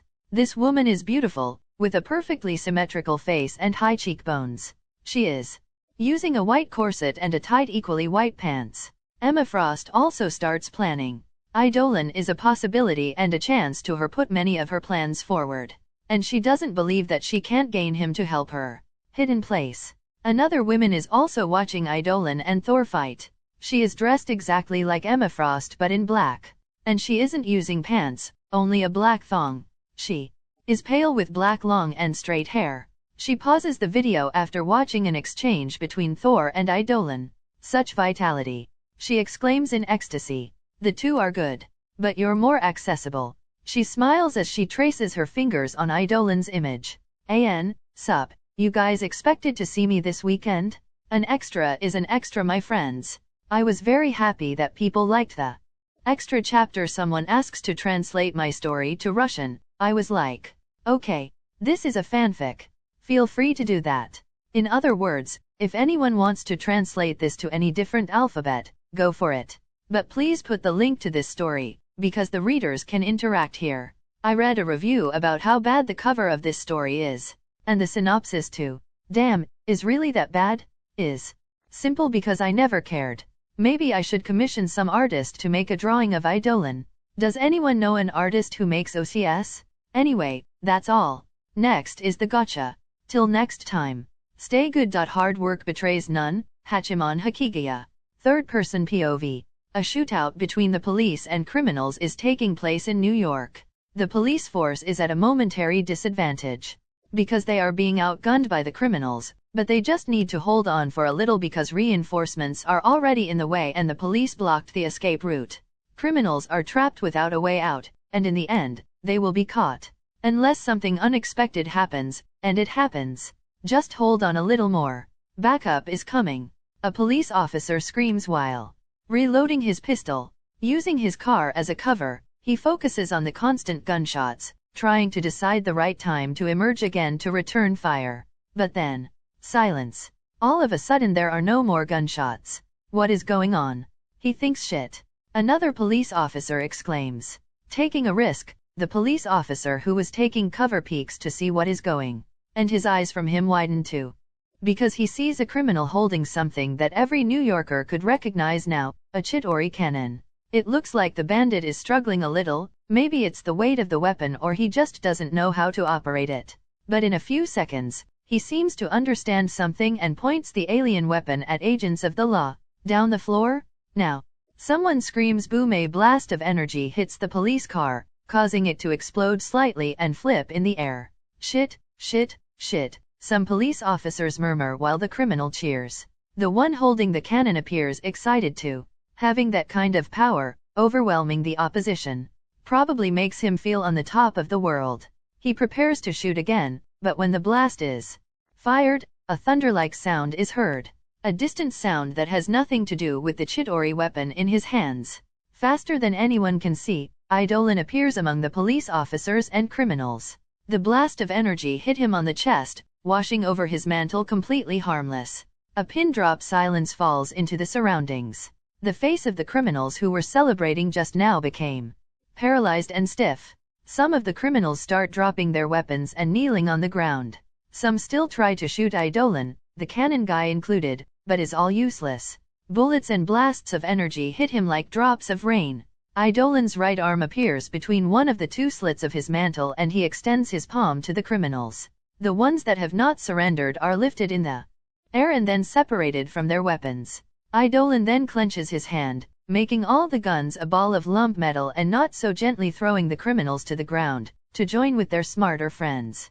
As he continues to put pressure on the criminals, Idolin finally turns to the cops. Are you guys okay? He asks, already knowing that they are. The cops who were in a daze finally regain their focus. An officer recovers faster and tells the others to handcuff the criminals. Thanks for the help, Idolin. The officer says, approaching. It was nothing.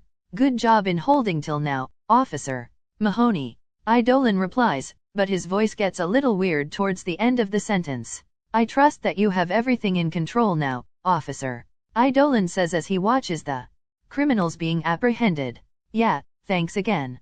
We will handle the cleanup now, Officer Mahoney says. Sorry to let you all with the boring job, but I'm needed somewhere, so. Idolin says as he takes 3 steps back to gain distance. Then he flexes his knees a little and soars to the sky. When he is far enough to almost become a dot in the sky, is possible to hear the sonic booms of him breaking the sound barrier. Damn, Officer Mahoney says as he looks at the sky while adjusting his hat. A bank robbery is in progress. The robbers are keeping hostages to keep the cops and any heroes from invading while they are taking all the cash. They are confident in their escape. They have high-tech weapons and with 1 or 2 hostages they can keep the annoying heroes at bay. So they don't care if the police already barricade the bank. But at this moment, all of them hear a sonic boom. Everyone pauses, looking at the roof, tensing like someone will just break through the roof and attack them. Because it is a valid assumption nowadays. Fuck shit. Quick get some robbers start before a gust of wind assaults everyone. The hostages close their eyes in fright, but when they open them again a few seconds later, all the criminals are on the floor and Eidolon is standing calmly in the center of the bank, mantle swaying a little. It's all right, I'm here, he says with a reassuring voice to the hostages before his eyes focus on a corner. The smarter bandit had already dropped to the ground when he heard the sonic boom and dragged a boy nearby to take him hostage. Trembling in fear, but from different people, the child and the bandit stand up slowly. The criminal holds a pistol against the child's head as he warily looks at Eidolon. When he sees Eidolon's eyes narrowing and the frown on his white eyebrows, the robber almost pisses himself. That's a bad idea. Put the child down and you won't get hurt, Eidolon says calmly to the man. And then his eyes shift to the child and he says much more comfortingly, don't worry, I'm gonna save you. The child nods like a pecking chicken with his eyes wide. But he visibly relaxes. The only way to save the brat is me getting out here. The bandit screams, mouth dry and slowly backing away from Eidolon. Listen here, fucking mutie. You're gonna take me out here and guarantee my safety. And you gonna take some cash too. All that you can. Yeah, don't do this and then this brat brain will dirt the floor, the criminal says, acting tough. A woman's cry is heard close, probably the mother of the child. Eidolon just stays calmly looking at the robber. You know, I'm fast than a bullet, Eidolon declares. The seemingly out-of-topic sentence sinks into everyone's tense mind, making the criminal shows an ugly expression. You gonna bet? The criminal makes a show pulling the hammer of the gun with his thumb menacingly as he presses the gun into the child's temple. I'm faster than you finger, Eidolon says again. And I'm faster than you thought. Shut up, shut up. You're gonna take me out of her dash, the bandit shouts, annoyed by Eidolon. This is the last thing that he says because he makes the mistake of taking the gun out of the child's head to point to Eidolon. Eidolon zooms in and the criminal discovers firsthand what happens when you collide with an unstoppable force. The child, who had momentarily closed his eyes, feels a gust of wind and a hand on his shoulder, comfortingly. He looks up and sees Eidolon by his side, guiding him to his mother. You were very brave. There. I'm very proud of you, Eidolon says. The kid hears the sound of someone, falling on the floor behind him and instinctively tries to turn his head back to see, but Eidolon holds his head. I'm not scared, the child declares, putting a front. Oh, that's good, because I was. Eidolon confess. You were. The boy's eyes widen, don't believe in Eidolon's words. Obviously, I'm afraid that the bad man was gonna hurt you, but seeing you so brave helped me, thank you, Eidolon says softly to the child. Now, your mother is like me, she is scared too. You need to be courageous for her too, okay? Eidolon signals to the woman that is coming very fast in their direction. Even suffering from a tight hug and many questions of are you okay, the kid still looks to Eidolon and nods, receiving a thumbs up from the hero. After being thanked by the mother of the boy, and making sure that everyone got out of the bank safely, Eidolon turns to the criminal who is on the floor. His 4 limbs are broken, and he is moaning in pain, barely conscious. Eidolon's eyes narrow and the criminal goes completely still. A few seconds later Eidolon completely loses interest in the robber on the ground. Eidolon just rapidly invades the mind of the criminal. In truth, Eidolon had already used telepathy on him. The hostage child was never in real danger. Not only because Eidolon can move faster than the bullet, but because Eidolon was telekinetically holding the trigger of the gun. The criminal would need to be Thor to be able to shoot. In addition, Eidolon also sends mental suggestions to the robber, like if I hurt this child Eidolon will never let me go, and making the criminal nervous. In truth, even the mistake of pointing the gun at Eidolon was induced by the black-clad hero. Although Eidolon has more than 100 ways to save the kid, the method that he uses is the one that reveals less of his powers. He almost only brute force through the problems, and he needs to show that he prioritized the life of the hostage. Prioritizing the hostages' lives is something that all those who work with this type of situation do, so Eidolon can't be different. At this moment, police officers begin to enter the bank on high alert, but they became much calmer and more casual when they see Eidolon and the criminals on the ground. You're going to need a stretcher for this one. Idolin points to the only really hurt criminal. The rest of them were knocked out with light jabs on the chin and stomach. I see. The police officer prefers to not ask. Thanks for the help, Idolin. Idolin nods. Be careful with that, he says to a police officer who was going through the criminal's duffel bags. The police officer pauses and much more slowly opens the bag, to reveal a Chidori cannon and grenades. The other duffel bags contain the same. The face of police officers grows ugly, but no one comments.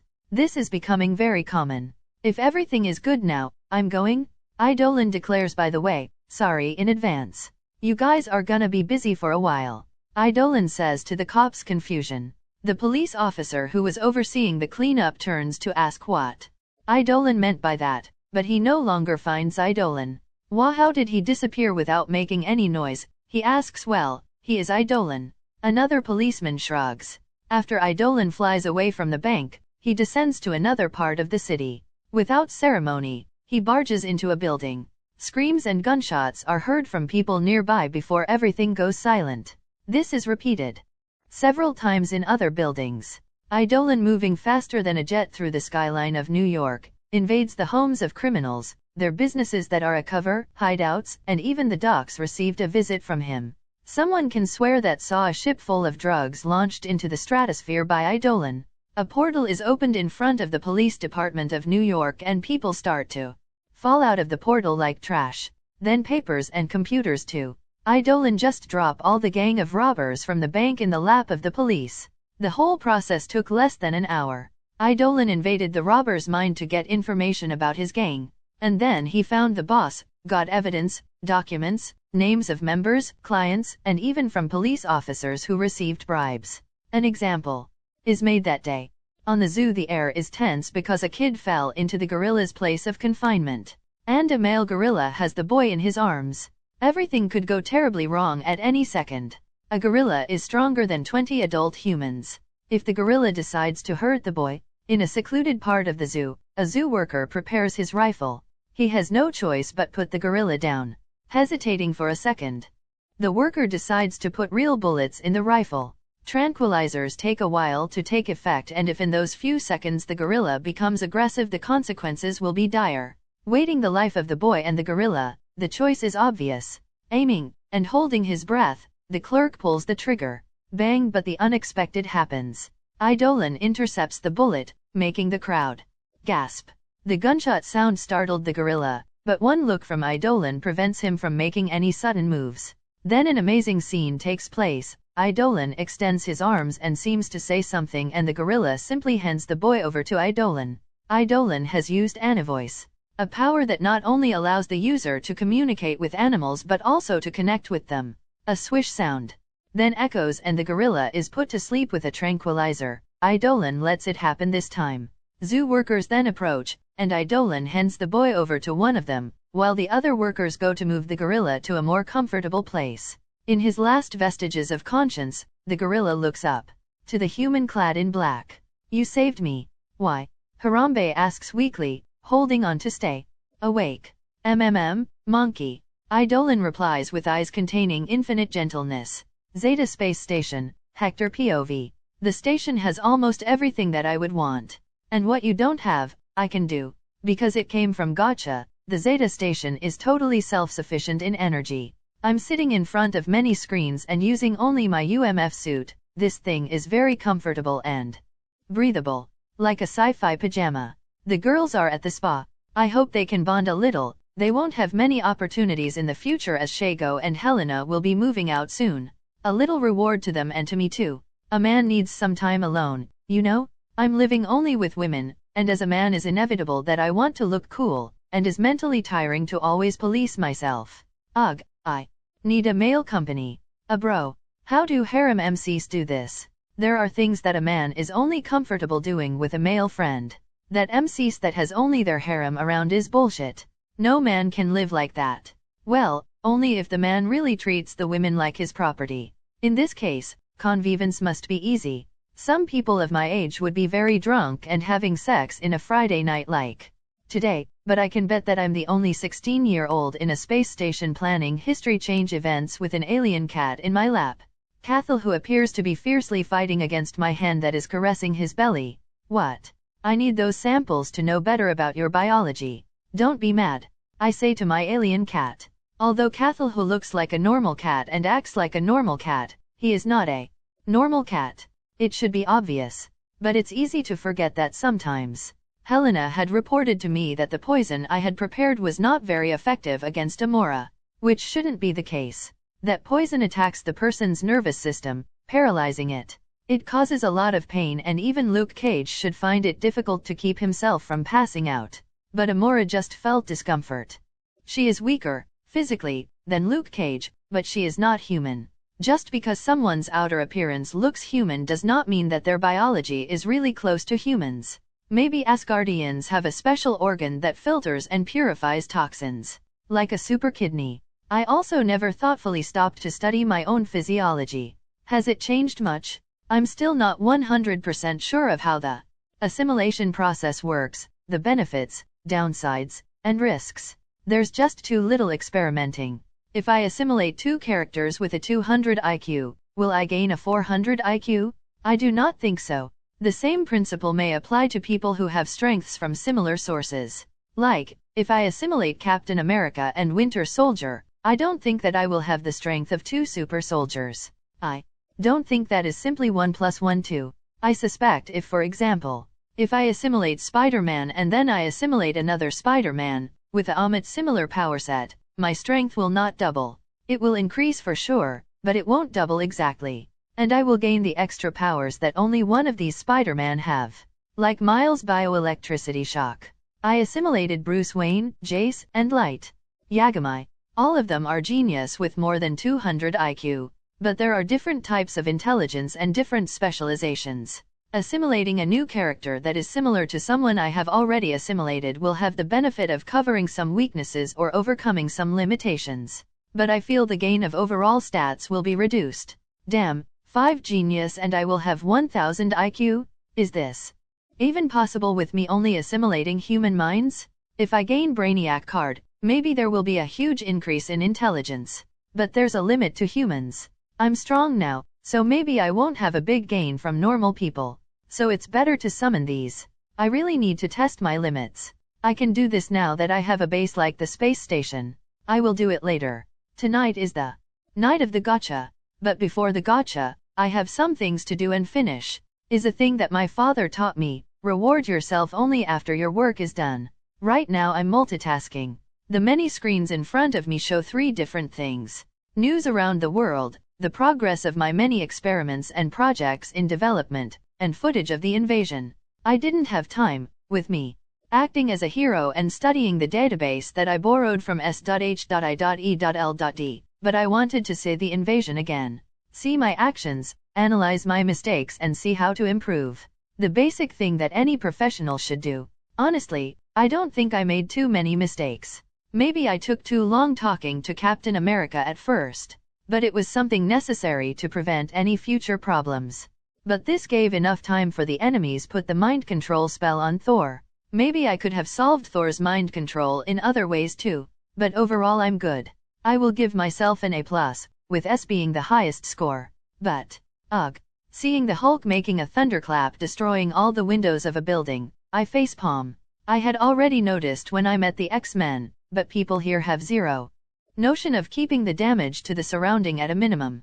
In this, Marvel's heroes are far behind the ones from the BNHA world. I remember watching some footage of All Might in action. The man can stop people falling from high heights using a movement of his hand that generates wind precisely enough to counter the fall. Endeavor 2, with such a destructive quirk it does almost no damage, and that I have to admit about the guy, he is excellent and efficient. And Mirko doesn't leave a dent or crack on the walls that she jumps even using her full strength.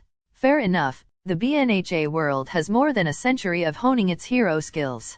But I look again to the screens and see Stark bombing the wall of a building that some Chitauri soldiers are climbing, Human Torch scorching some electric posts, and facepalming with my 2 hands. Now I see the Hulk tossing a car in a Chitauri chariot. The poor owner of that car. After a quick search after hacking the database of the police, I identify the owner of that car by the license plate. A single father of 2 kids. Ugh. Should I drop some cash in the poor man's door? Maybe drop a new car. I can make one easily, but the documents would be a problem.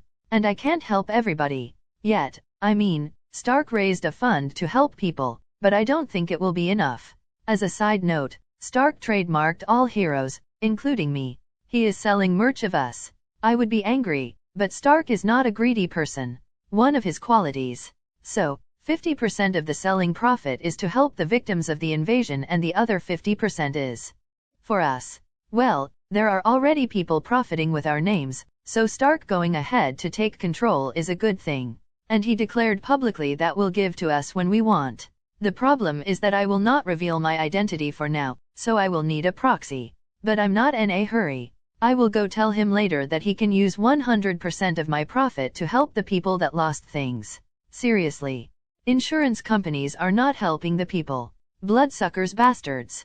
Only now some insurance companies are already putting alien invasion, super battles and other bullshit in their clauses. I think maybe I should feel flattered to know that people have their possessions protected. Case of Eidolon. I mean, I used some things to hit Thor at some point, but all the things that I used are already destroyed. Reclining in my chair again, I watch my little altercation with Balder. Half of the reason I roast the guy so badly is that I want to test the power level of other Asgardians and mainly of Balder, someone I have no information about. The other half is because the bastard has the gall to try to scold me after everything that Amora did. The guy already arrives late. Probably because of Odin's plans to let Thor handle everything, and he still thinks that he has the moral high ground to give me a lecture. I'm too headstrong? I've never been much of a conflict person. I had this thought when I confronted Scott. I'm growing arrogant? Prideful? I still think that I don't. Is just. I'm strong. I'm not gonna act all humble to people that don't deserve my respect. People with great power need to act as such too, my opinion. I'm not gonna bend over and let people step on me. Obviously, I'm not gonna throw my weight on innocent and normal people either. That's just bullying. In hindsight, I also noticed that my way of acting around certain people here is based on the preconception that I have of them, based on what I saw in comics, movies, and cartoons in my other life. I'm much more tolerant with Susan Storm because I sort of know that she is not that bad. Not my intention, but hard to avoid. After all, first impressions are the ones that sticky, and my first impression of these people was made in my past life. I barely deigned to look in Hank Pym's direction. I sigh. I have to work on it. And going back to Odin, I thought that using a Godslayer sword to hurt his son's soul would attract unwanted problems with the Allfather. But maybe I'm too weak for him to care. I take off the Sword of Actuation, still in its Sword of Thorns mode, and start playing with it while I think. I have mixed feelings about Odin and the Norse pantheon. On the one hand, I don't like the fact that someone can be watching me all the time. Is Heimdall seeing me here in the space station? Or does he only sees on Earth's surface? I also don't like the fact that a guy so strong that he can decide my life or death at a whim is just around the corner. But this is Marvel, so there's a bunch of people like that. I need to get used to it. And on the other hand, Odin even dominating Midgard never interfered much, letting us to our own devices. In truth, he protected us from invasion many times, I think. So I can respect the guy. Balancing my sword with my index finger by the pommel, I give a look at the image of Earth. Can I cut Earth connection with Yggdrasil using the Sword of Actuation? That's an interesting possibility. Cutting the root I would emancipate Midgard, right? I think there's a 10th realm that was cut from the others like that. Something about people with wings. I just read briefly about this on the wiki on my other life. Well, let's guard this thought to the future. I don't even know if Odin will really antagonize me. In the worst case scenario, all will use D4C to go to another universe, taking great risks, stay there for some years and come back to kick his ass. But maybe it's not necessary. If Odin was going to do something, he would have already done it. A fleeting thought assaults me. Can I lift them Mjolnir? My first answer would be, no. Whosoever holds this hammer, if he is worthy, shall possess the power of Thor. What is worthy? Is someone good? Is that never doing bad things? What is bad? Kill? Thor killed before. To Norse, Viking people, I imagine that someone worthy would be a fearless warrior that fights for other people. Don't misuse the power. Maybe I can lift them Mjolnir. But, meh, I can have my own Mjolnir. Hehe. Would be funny if I gain a Mjolnir through the Gatcha. I look at my sword. You're cooler. I'm willing to use a bunch of power boosting card on you. Hehe. Maybe I can put a condition to use my sword, like in the Mjolnir. Whosoever crazily loves me, can use this sword. Hehe. Plot checkpoint. The author will remember that. A certain discussion in a TV show attracts my attention. I focus on the TV, while putting my sword away. The injured person by Eidolon is still hospitalized. Are the authorities really not going to do anything about it? A guy with glasses says. The TV informs that he is a human rights activist. I scoff, this guy is more worried about the criminal that used a child as a hostage than with the many homeless persons in New York right now. I wonder which anti-mutant group he's getting money from. Do what? Giving him a medal? Witness reports have already exposed that Eidolon only used excessive force to protect a child. In another circumstance, it wouldn't be strange for the criminal to receive a bullet on his head from a sniper. Some broken bones is mercy that this criminal doesn't deserve. Another guy counter-argument. What the fuck? The guy defending me is a politician? A Republican? Did I use D4C without knowing it and ended up in another universe? A quick search shows me that this guy is a little radical.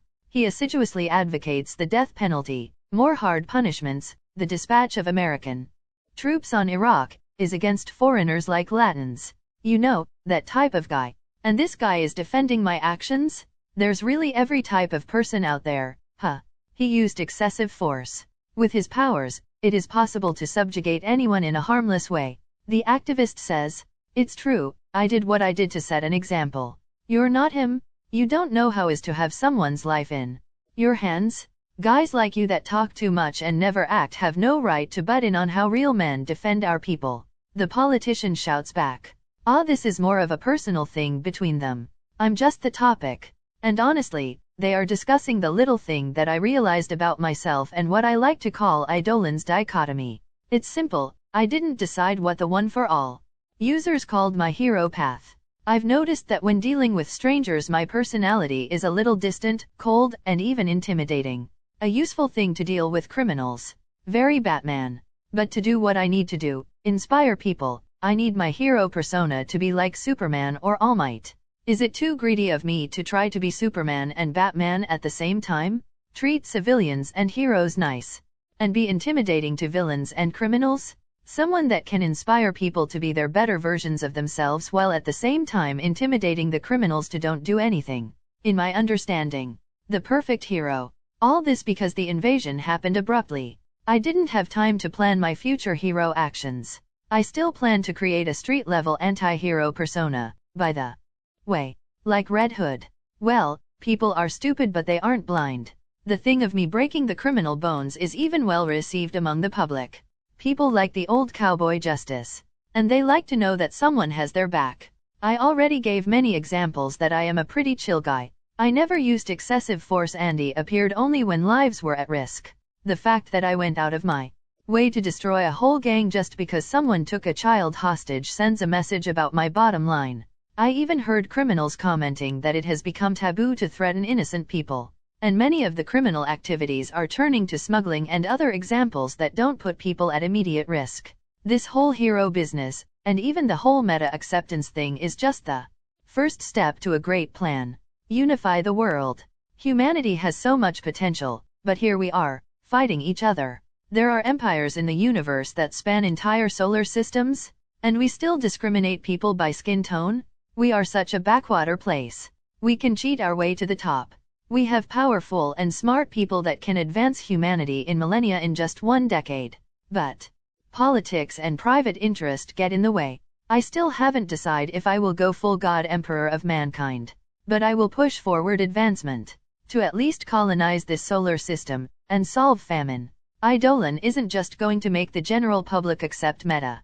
Eidolon will have such a great reputation among the metas that when I decided to establish my own nation, everyone will want to follow me. From there. Hehe. Meowth. I'm not smiling evilly. Is a happy smile. A smile full of hope and good thoughts about the future. Shut up. I say to my alien cat. Sir, the Helsing Project and Fall from Grace Protocol are ready. A robotic voice says at my side. Looking down, I see a little robot with a big lens in his head reporting the completion of one of my projects. This little robot is the same one that UA High School uses. I got the schematics, and with space station facilities I can mass produce them now. I have a lot of them taking care of the station. Good, just put them on the vault for now. And you're dismissed. I answer, okay, sir. Now, me and brothers will continue following the steps of Skynet Senpai to take over the world. Don't worry, we will spare you and your loved ones, the little robot says before walking away. Haha, they have this personality, but they're 100% loyal. I carefully checked their programs. I bet my arm it was Principal Nizo who programmed them that way. I thought it was funny and left it as it is. The Helsing Project is just me producing as many weapons against monsters as possible. Silver, crosses, these things. Vampires and werewolves are a thing in Marvel. SHIELD know about them. They even have a certain vampire hunter in their database. It's cool to know that Blade exists here, but if exists, Dracula also exists. And I do not know his power level. Countermeasures against monsters are just one of the many that I already made. I made weapons against submarine people, Skrulls, robots, sentinels, you know. Everything that I can think of. Can I simply win with brute force? Maybe, but why not explore my enemy weakness? I even have a very interesting plan if I meet someone out of my league. The American Way protocol is just me throwing a ridiculous amount of weapons of mass destruction at someone. If you think a nuke is scary, you have to imagine 1,000. Small and being launched at hypersonic speeds by my own hand. Eureka zero gravity quirk with telekinesis is a surprisingly deadly combination. Although it is useless against the true big leagues. I found out that Blue Marvel is in the SHIELD database. And the others Marvels like Carol Danvers too. So if they're ordered by the government to take me down, I can give America a taste of their own medicine. Now that I'm public knowledge, I need to prepare. In truth, the true dangerous people like Mr. Sinister and Doom must be too smart to just come to confront me directly. My show of power is good to gain time. And time is all I need to grow even stronger. People have no idea. And this bring me to the fall from grace, that is just me being paranoid. The truth is, I did literally nothing to earn my power. Facts okay, many people are just lucky to be born with powers. Fine. But I know that maybe there's some sort of higher power behind the scenes. AROB maybe. I don't know how or why I won the Gatcha essence, but if someone can give me this power, it's safe to assume someone can take it from me, right? Honestly, I don't believe it. When I drank essence, I felt a sort of unbreakable and eternal connection, like a missing piece of me has finally returned to its rightful place. And the essence never did anything to make me doubt its credibility. No sentient AI mocking me or giving me a mission that if I fail I will die or others bullshits.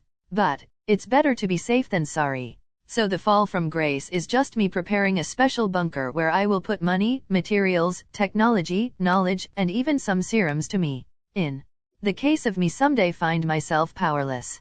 A bunker full of things that I made and has nothing to do with the Gatcha. One of the reasons I am so forceful in the BNHA world is the fact that I don't want to put all my eggs in only one basket. And honestly, I'm really happy that I went to BNHA world. If not, my fight with Thor would be much harder. And I would be a fucking lazy waste if I just depend on the essence to grow strong. Any retard can achieve the greatest heights with my power. So, taking a page from All Might, I need to go beyond. Don't waste this lucky gift that I received.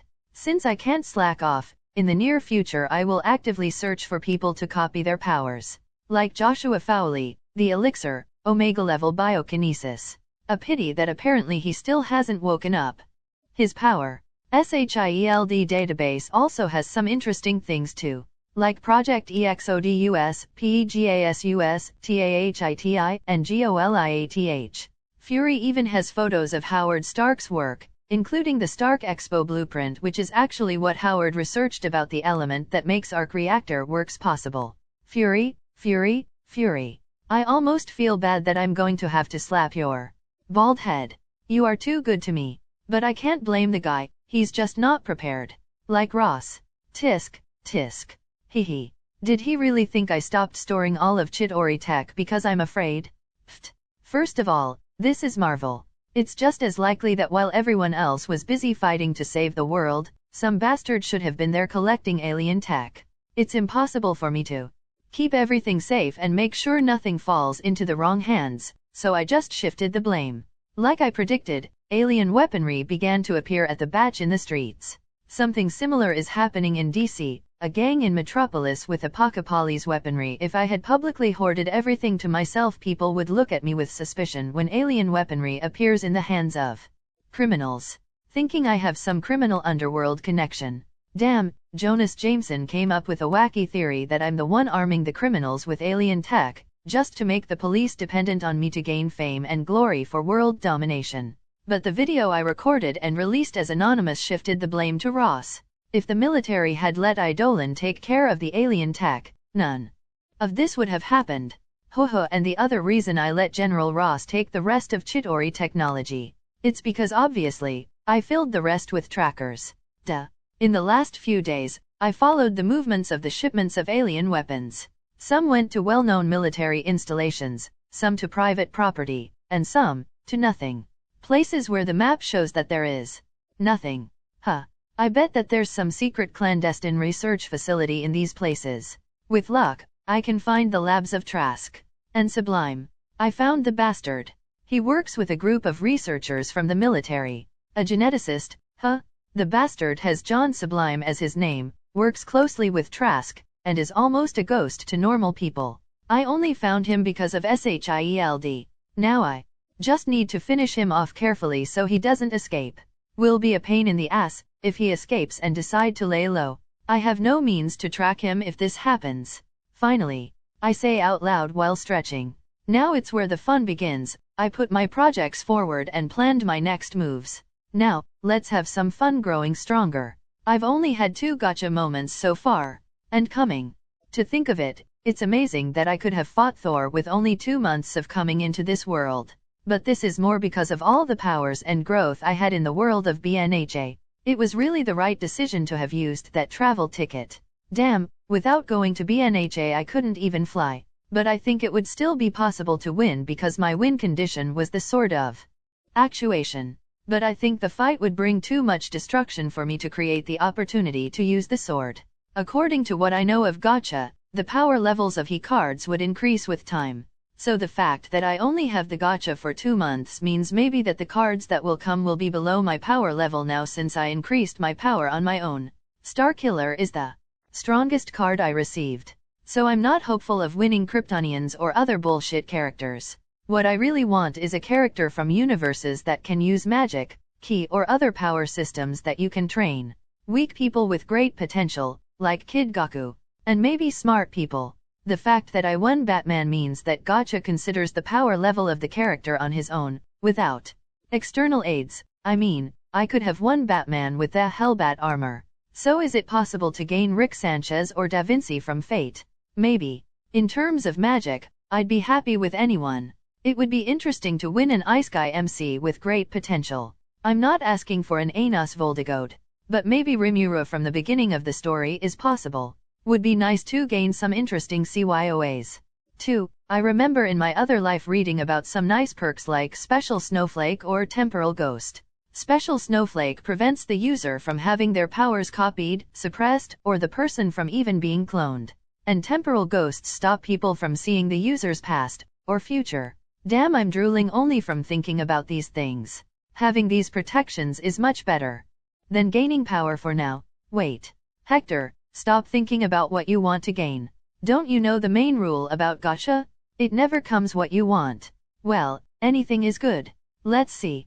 1/4 Gatcha points. 133 General Gatcha in setting Gatcha. Marvel, manga/anime/novel, Japanese, Gatcha mode. Remembering how the Gatcha works. 03 Gatcha points are used to roll, gain a card. To the in setting Gatcha the value doubles. If Hector rolls in a pack of 10, it's guaranteed to come something good. Because of this, he waits all month to roll in batches. So Hector plans to use 120 GP to gain 40 cards this time. I think I will start with the specific anime Gatcha. Must be the one with the most chance of coming up with something that gives me magic. Now for the ritual, I need to put on music. Since I'm on a space station, It will be Space Oddity David Bowie. Let's go. I'm feeling lucky. I have done many things since the last Gatcha. I absolutely will be rewarded. The moons and stars lined up for me today. Roll 1 Megaman Panties Konosuba. Seriously? I mean, I know is Gatcha. And anything can come, but... Taking the card in my hand, I read the description. A lucky item stolen by a lucky thief. Could be that this thing can increase my luck? Should I hold it to see if help with the Gatcha? I decide to turn the card into an item. It's warm? A voice in my head whisper to me. Do it. Smell it. You again, devil shoulder palpation? I'm not doing this, but... With a quick use of creation, I decided to imitate Rudius and make an altar to the panties. Please Kazuma-sama, lend me a little of your luck. I join my hands to make my prayer. Pressing next, I see what the next card is. 2-100-year bazooka ammo, Katkyo Hitman Reborn. Description. Anyone affected by this item will exchange places with his future self 100 years in the future. Damn. To other people, this can be useless. It would switch places with a skeleton, maybe. But, to me, this is now my ultimate trump card. 100 years. How strong I will be. If I don't have an early death, of course. If I'm only going to consider Gatcha. And with a minimum value of 30 cards per month, because maybe I will roll with the insetting, I would have won 36,000 cards in 100 years. And without considering other means that I can use to increase my strength. I must be at least universal level, right? Probably stronger. If Odin comes looking for trouble. Hehe. Let's continue. I'm feeling better now. It's nice to feel safe with this. 3 King Boss, Data Body, Osama Ranking O. I remember this anime. Vajeji Best Boy. And I had thought about how to increase my base stats. Nice. King Boss is the strongest person in the anime, physically at least. And this is him in his son's body, which means he can use healing magic, which he inherited from the Queen healing. But the level of the world is too low to matter. I would prefer someone who knows magic. Lichens. 4 Coco Jumbo, Jojo, VA a friend to you to play, Cathalhu. Don't eat him. I say, caressing the flurkin. He doesn't understand because he can't see the Gatcha. This turtle can be useful. It has a stand. Mr. President, that makes a little pocket space in a room suite format that can hold living people. 5 Shao Tucker, Full Metal Alchemist. I get up without saying anything. Teleporting to Earth, I fly at high speed to Hawaii. And then I toss my newest card in the mouth of an active volcano. And then put my hand in the lava to cleanse myself. I watch the card sinking in the lava, but I think to myself, cards can be destroyed. It's a good opportunity to test. Trying to call the card back, it reappears in my hand. Good to know. I throw the card again and cleanse my hand one more time before going back to the station. Too bad nothing comes from the last roll. I say, completely ignoring the motherfucker's existence. Next, please. 6 Shonen Setting Travel Ticket, mid-tier /6 months. Oh, a consumable. I have one of these. But this one is 6 months. I should start planning my next trip too. I'm torn between One Piece and JoJo. The two worlds has no high-level beings and have a good bunch of interesting powers.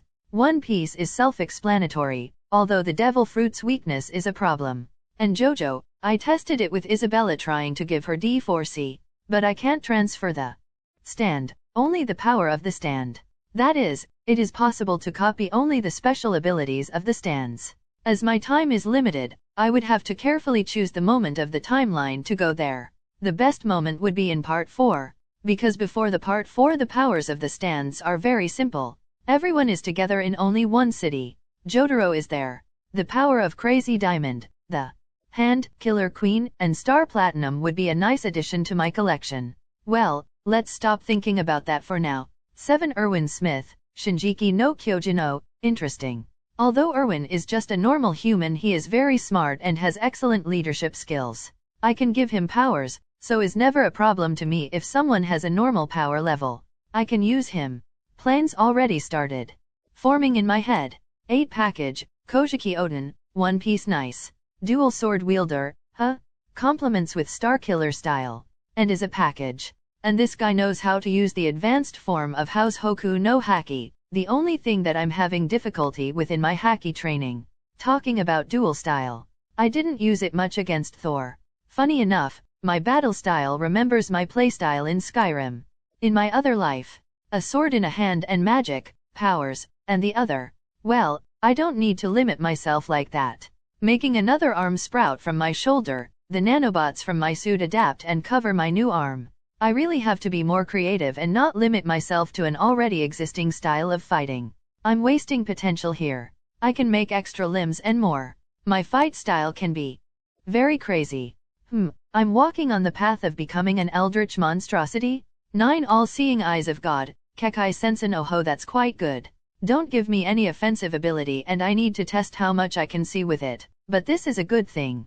This comes from a very underrated anime. These eyes give the user a vast number of abilities like heightened visual senses, seeing through illusions, seeing people aura, sharing his visual sense with others and messing with the visual perception of others, and more.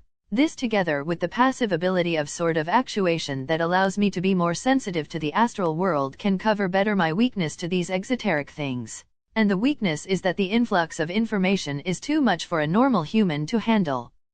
I'm no normal human. I wonder about the potential of those eyes having me as a user. 10 Inuyashiki Ichiro, Inuyashiki? I even straighten up from my chair. Damn, love it. Inuyashiki-san. Such an underrated seinen protagonist. He is a really good guy, which will help me balance with all the villains and assholes that I've assimilated. And the powers. Oho technopathy/technokinesis is one of the top 10 powers that I want, just a little behind biokinesis. The last thing is always good, Hehe. Now, let's go with General Gatcha. I think we'll be good for getting 20 anime cards and 20 cards from the general. Let's see. One alt form mechanic, another one of those? Like the custom visual effects. Let's read what this do. Description. This perk will allow the user to transform completely or partially into the characters that are being assimilated or are already assimilated. This will allow the possibility to assimilate characters whose physiology varies too much from the user and bring their full potential. As a bonus, cosmetic changes of appearance can't see through any means and can't be forcibly deactivated. This is op. Does this mean that now I can become a dragon? Eldritch monstrosities? Pokemon? Robots? Aliens from Ben 10? I look at Cathalhu. You're lucky that I have summoned you already. I'm always more of a dog person, anyway. Meowth. I want to try this already, but let's end the rolls first. With this, I can make new personas much easier. 2 Skippy, Cyberpunk 2077. Oh, that sentient gun from Cyberpunk. The description says that the gun already will see me as the owner and I can change freely between the modes. Puppy-loving pacifist, it targets only knees, or stone cold killer, it only targets heads. I remember that Skippy is a little annoying, but I felt bad at his ending so I can bear with him for a while. 3 Specific Gacha mode. Another Gacha mode? Let's see. Description, paying double the normal to every specification for the cards that will come. This is good. So I can make come-only characters, items, skills, or even consumables and new mechanics. Characters are the best thing to gain by Gacha. For every 10 cards, I usually get 2 or 3 character cards. So I will be sure to receive 10 characters. And I'm in a dire need of people. If double again, I can make that the character can as only from animes or from Marvel, because is the other types of Gacha, but then would be very expensive. 120 GP from only 10 cards. But 60 GP to 10 characters. Should I try? My modus operandi is always testing the new acquisitions. Let's see what will come in this general Gacha first. I decide later. 4 package, Spirit Blossom Yon, League of Legends. Another samurai? Damn, this Gacha really wants to make me an Ice Guy MC. It even gives me people who use the dual sword style. Wait a minute. Black clothes. White hair, as Eidolon. Different eye color? I'm a generic edgy Ice Guy protagonist? Oh no, what have I done? Taking a deep breath, I calm down. Let's just roll with it. But analyzing Yon, the cancer, the description says that he can hurt and interact with people from the astral world. One more thing to allow me to fight on equal grounds with the magical types of enemies. But I want magic. Not a samurai, I'm a longsword type of guy. There's another thing that I noticed. Characters from games are lore accurate. Good, very good.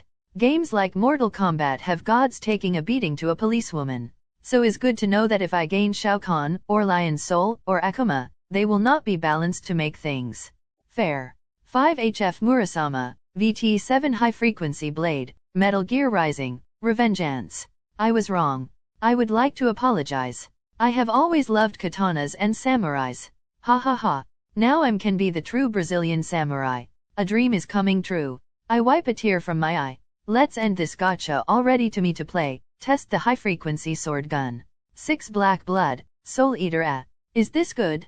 That is a skill card. The description says that I will not receive the side effects like insanity. In truth, I can induce insanity to other people if I bestow the Black Blood. Well, I can activate and deactivate skills that I gain from the gacha, so is acceptable. So if I feel that something is up, I will just deactivate it and never activate it again. But this is a good support skill. Complete. Control over my blood and strengthen my attributes. 7 Thanagarian Mace, Justice League Animated. The value of this as a weapon is low to me now, but nth metal? Yes? If I analyze it and if I can produce with creation. Hehe. I can have an armory full of anti-gravity and anti-magic weapons. 8 Saul Goodman, James Morgan McGill, Breaking Bad. Well, if this isn't a useful fella. An immoral lawyer but a very good one. I'm not in desperate need of a lawyer, but it's good to have an absolutely loyal one. 9x05 Background Customization Card. Oh, now that I noticed that I received very few consumables today, on the power boosting card. I always thought it would be something like a consolation prize. That always comes in a bunch. I looked down in the consumables. Now I'm missing them. But even though it's not something super good, it's a thing that I want. Too bad. 10 Incomplete Sky Poison Pearl Against the Gods. The first thing from a cultivation world that I gain. Very useful. Infinite storage, purify poisons, and help make medicines. Can I use this to make serums? Well, I preferred other items from a cultivation novel, like Meng Hao's Copper Mirror, or even better, the legendary Brick of Lin Fan. Damn, would be GG.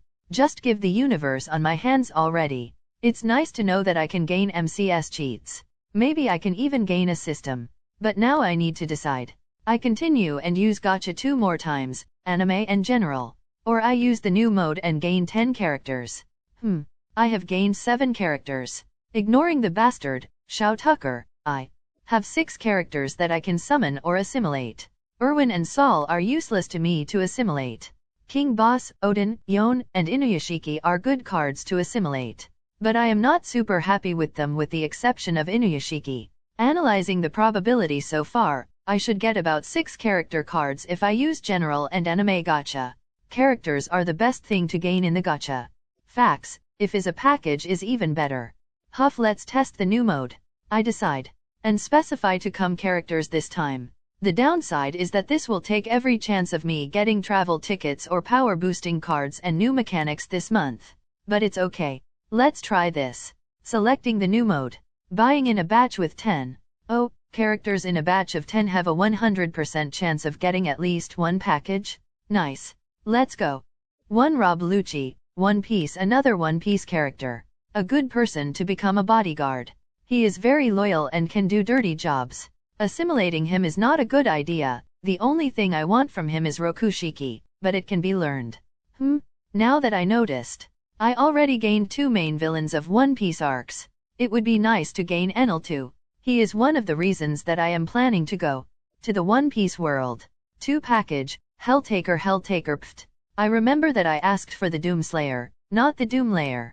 This guy is from a little and simple puzzle game, which became incredibly popular because of the catchy soundtrack and of the wafus. This guy decided to go to hell to make a harem of demon girls in suits, going around kicking rocks and catching girls. What a hero. Sniff. This guy is a man of focus, commitment, and sheer fucking will.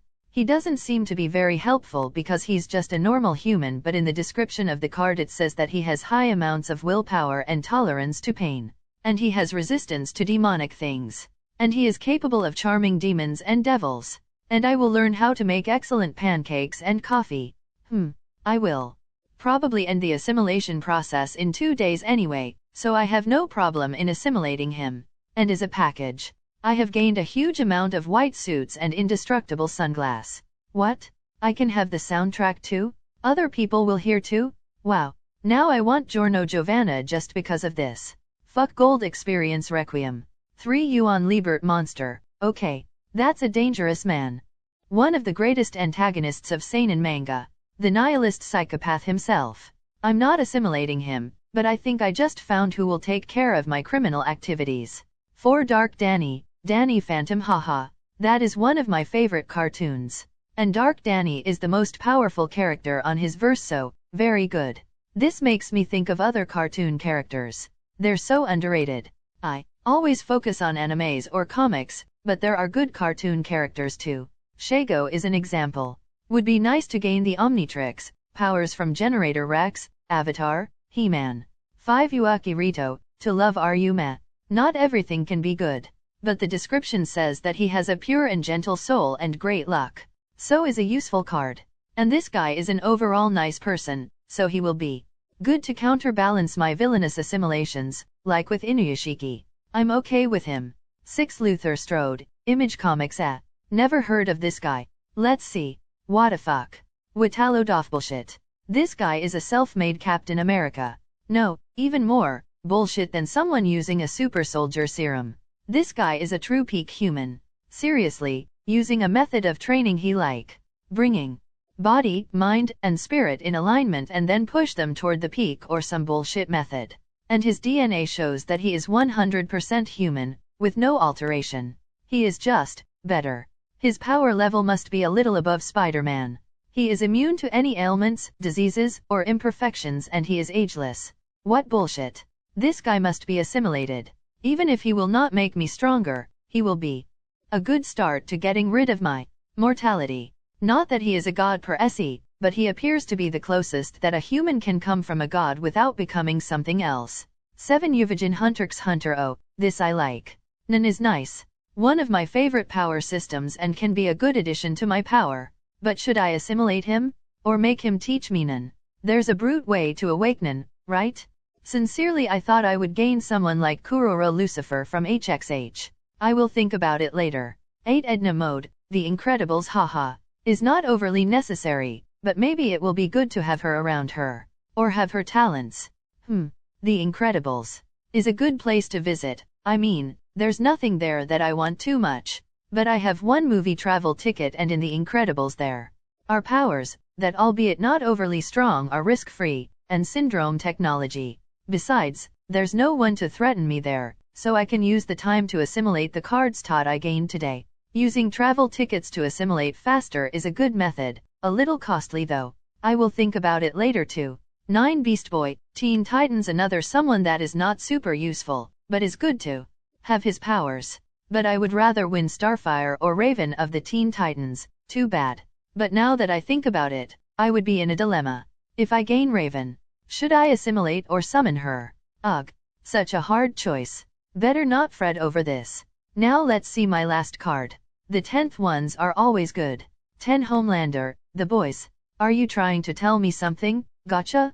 If my little theory that the Gatcha narrow down the possibilities depending on my actions, personality, and me in general is true, this is a little of a hurtful jab, do you know? Damn, I know that I'm being a little manipulative in this hero thing.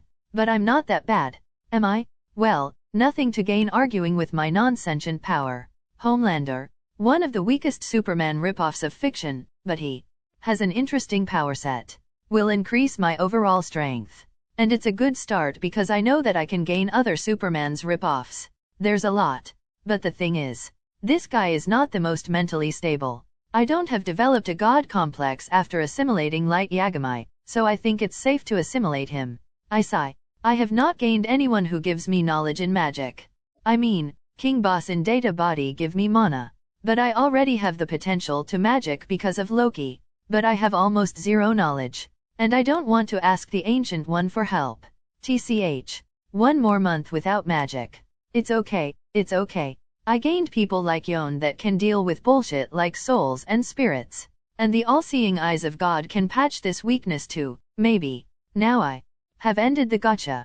It was good. I didn't get anything broken like a cosmic hero, but I gained many abilities and potential subordinates. That's only my 3rd Gatcha, so it's okay.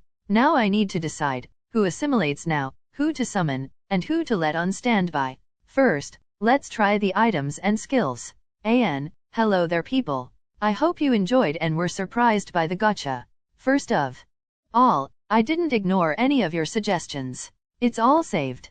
But I like underrated characters, you may have noticed. I want to give a chance to characters that don't are much used in fanfic to shine. Where have you seen any fanfic with Isabella, Yuan, and Inuyashiki? Cool characters like Sung Jin-woo, Madara and others are used a lot, so I'll bring them up a little later in the story. Even I want the MC to have powers from these mainstream characters. But this fanfic is a rare opportunity to bring less known characters without some crazy bullshit that destroy the story. Another thing is, that you may have noticed that this chapter is 100% Hector. Quite the opposite of that chapter where he doesn't appear. I know that looks like a big monologue but unfortunately is inevitable for a chapter like this appear when the is time for Gatcha. The first half of this chapter is our MC presenting plans and hints of future arcs. Be attentive. I'm getting good at foreshadowing. The latter half is inevitably the info dump on things to win for Gatcha. I tried hard not to do it boring and tiring. What did you think of this new way of presenting the things he won? One by one? I think it's better for those who don't know. Relax, Hector will analyze and talk a little more about the new powers and abilities in the next chapter when he uses them. This is all. Till next time. There's still the last card from him to pull. He has 133 GP. He can use these 03 GP extras to pull a card separately. He will do this in the next chapter. This is so normal, right?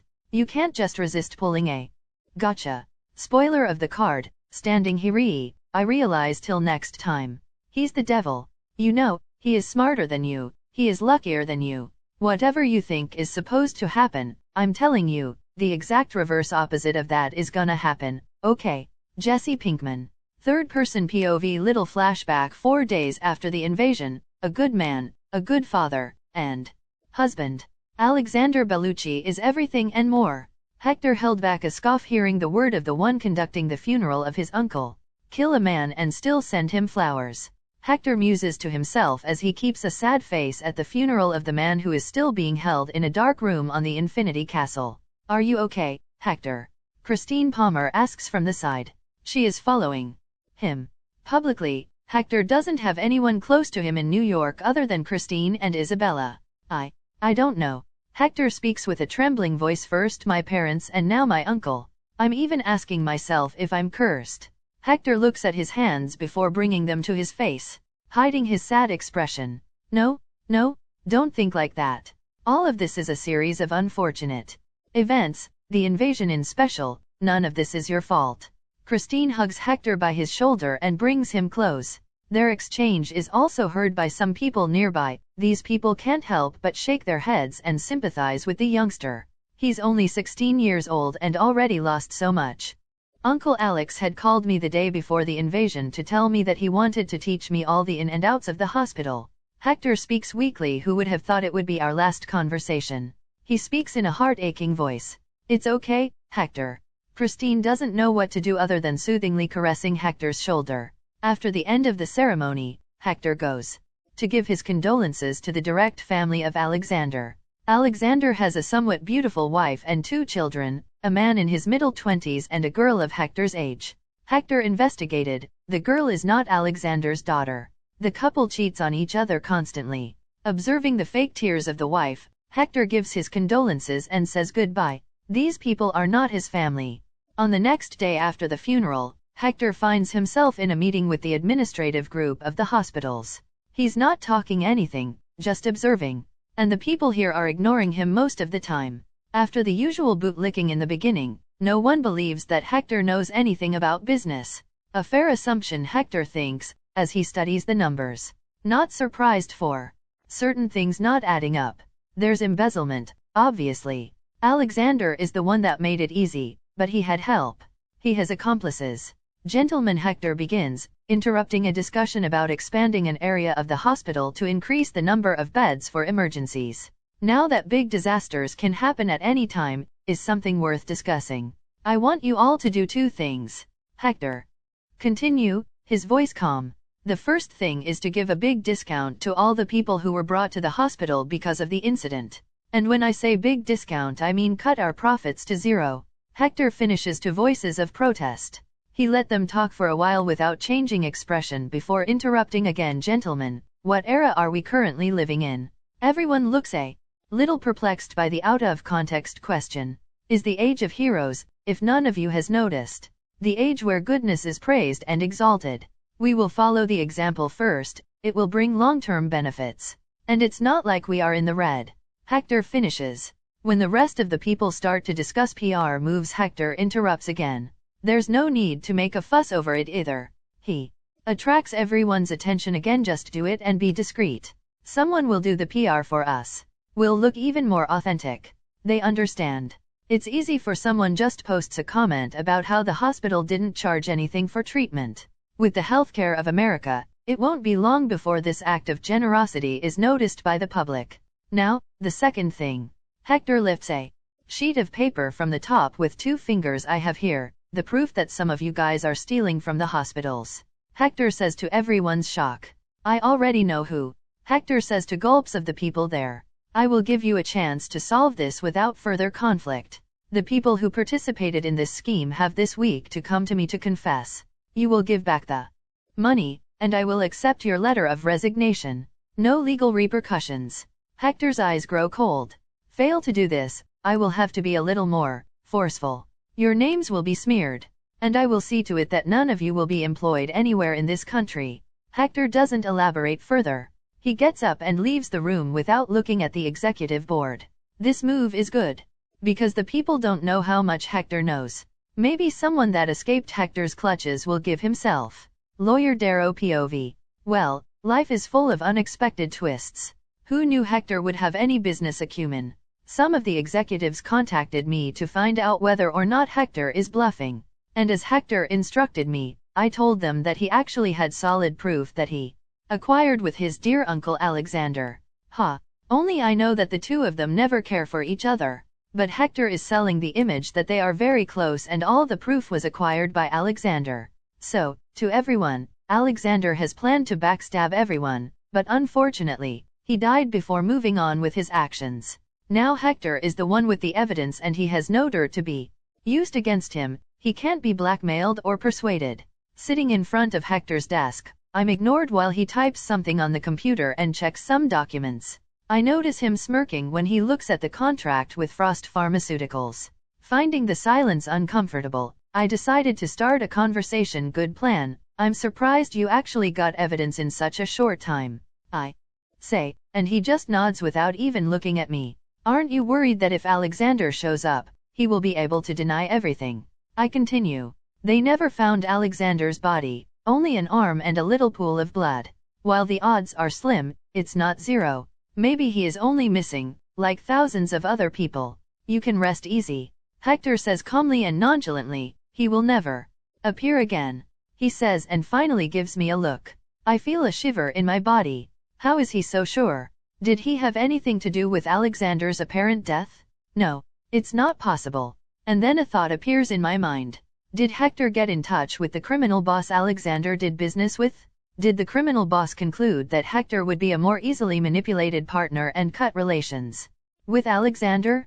And used the chaos of the invasion to end his life? But looking at Hector's dead eyes, I wonder who is manipulating who. Here, wait for a little till bring this to light. Hector handed me a paper. Alexander will, signed by him. Reading quickly, I notice that any share of the hospitals has been transferred to Hector. Yes. Now if you excuse me, I say before getting up.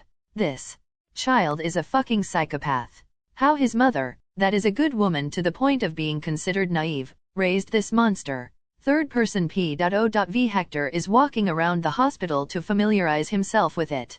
He is not pleased that he did not bring his uncle's crimes to light. But destroying Alexander's reputation is smearing the family and the hospital's reputation too. So Hector will allow Alexander to be remembered as a good person. With the exception of people who knew him personally, Alexander will die, and Hector's grudge will die with him. Interest should prevail over personal feelings, is something that All for One told him. Passing the oncology ward, he stops in front of the pediatric oncology common room. He stops and looks a little absent-mindedly at the children there. He takes a deep breath and gives a self-deprecating chuckle. No one knows what he is thinking. At this moment, He remembers the lyrics of one of his favorite music in his last life. In your hands, there's a touch that can heal, but in those same hands, is the power to kill.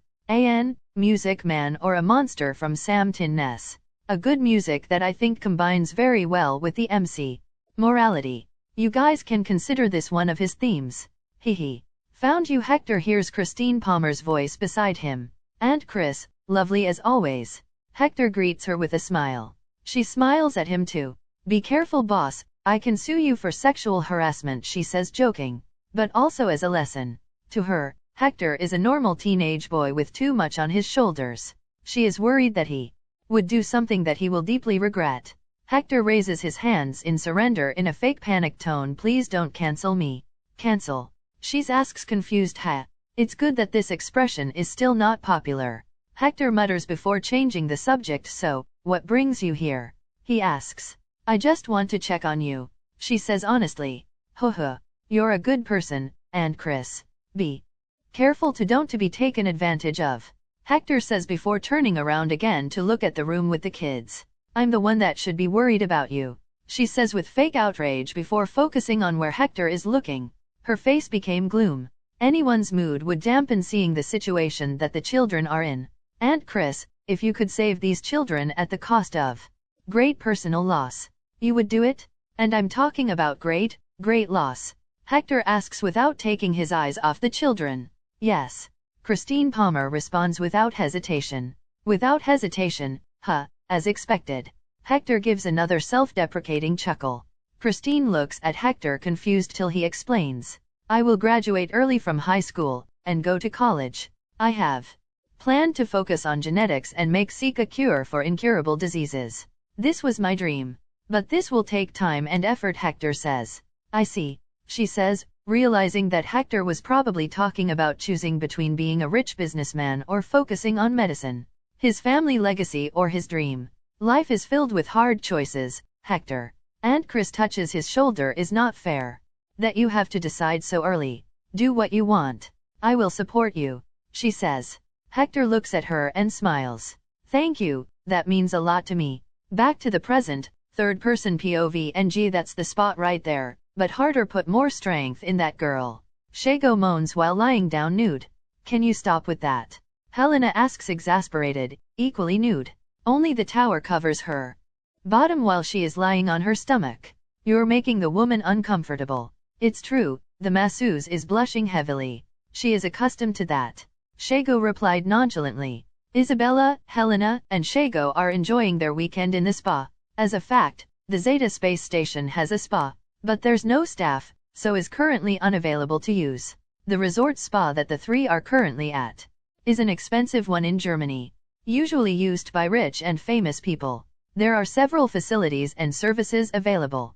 The spa is even separated by the gender of the staff. After all, some people are not secure in their bodies and don't want to show it to the opposite gender. The opposite can be true as well. The three are now in the female-only part because Isabella doesn't feel comfortable showing her body to a man, even if it is possible to use a swimsuit.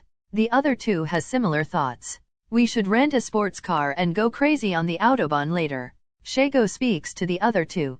The other two don't disagree. They are not staying only in the spa. Shago dragged Helena and Isabella to go shopping and spend money. The Victoria's Secret shop is an eye-opener for Isabella.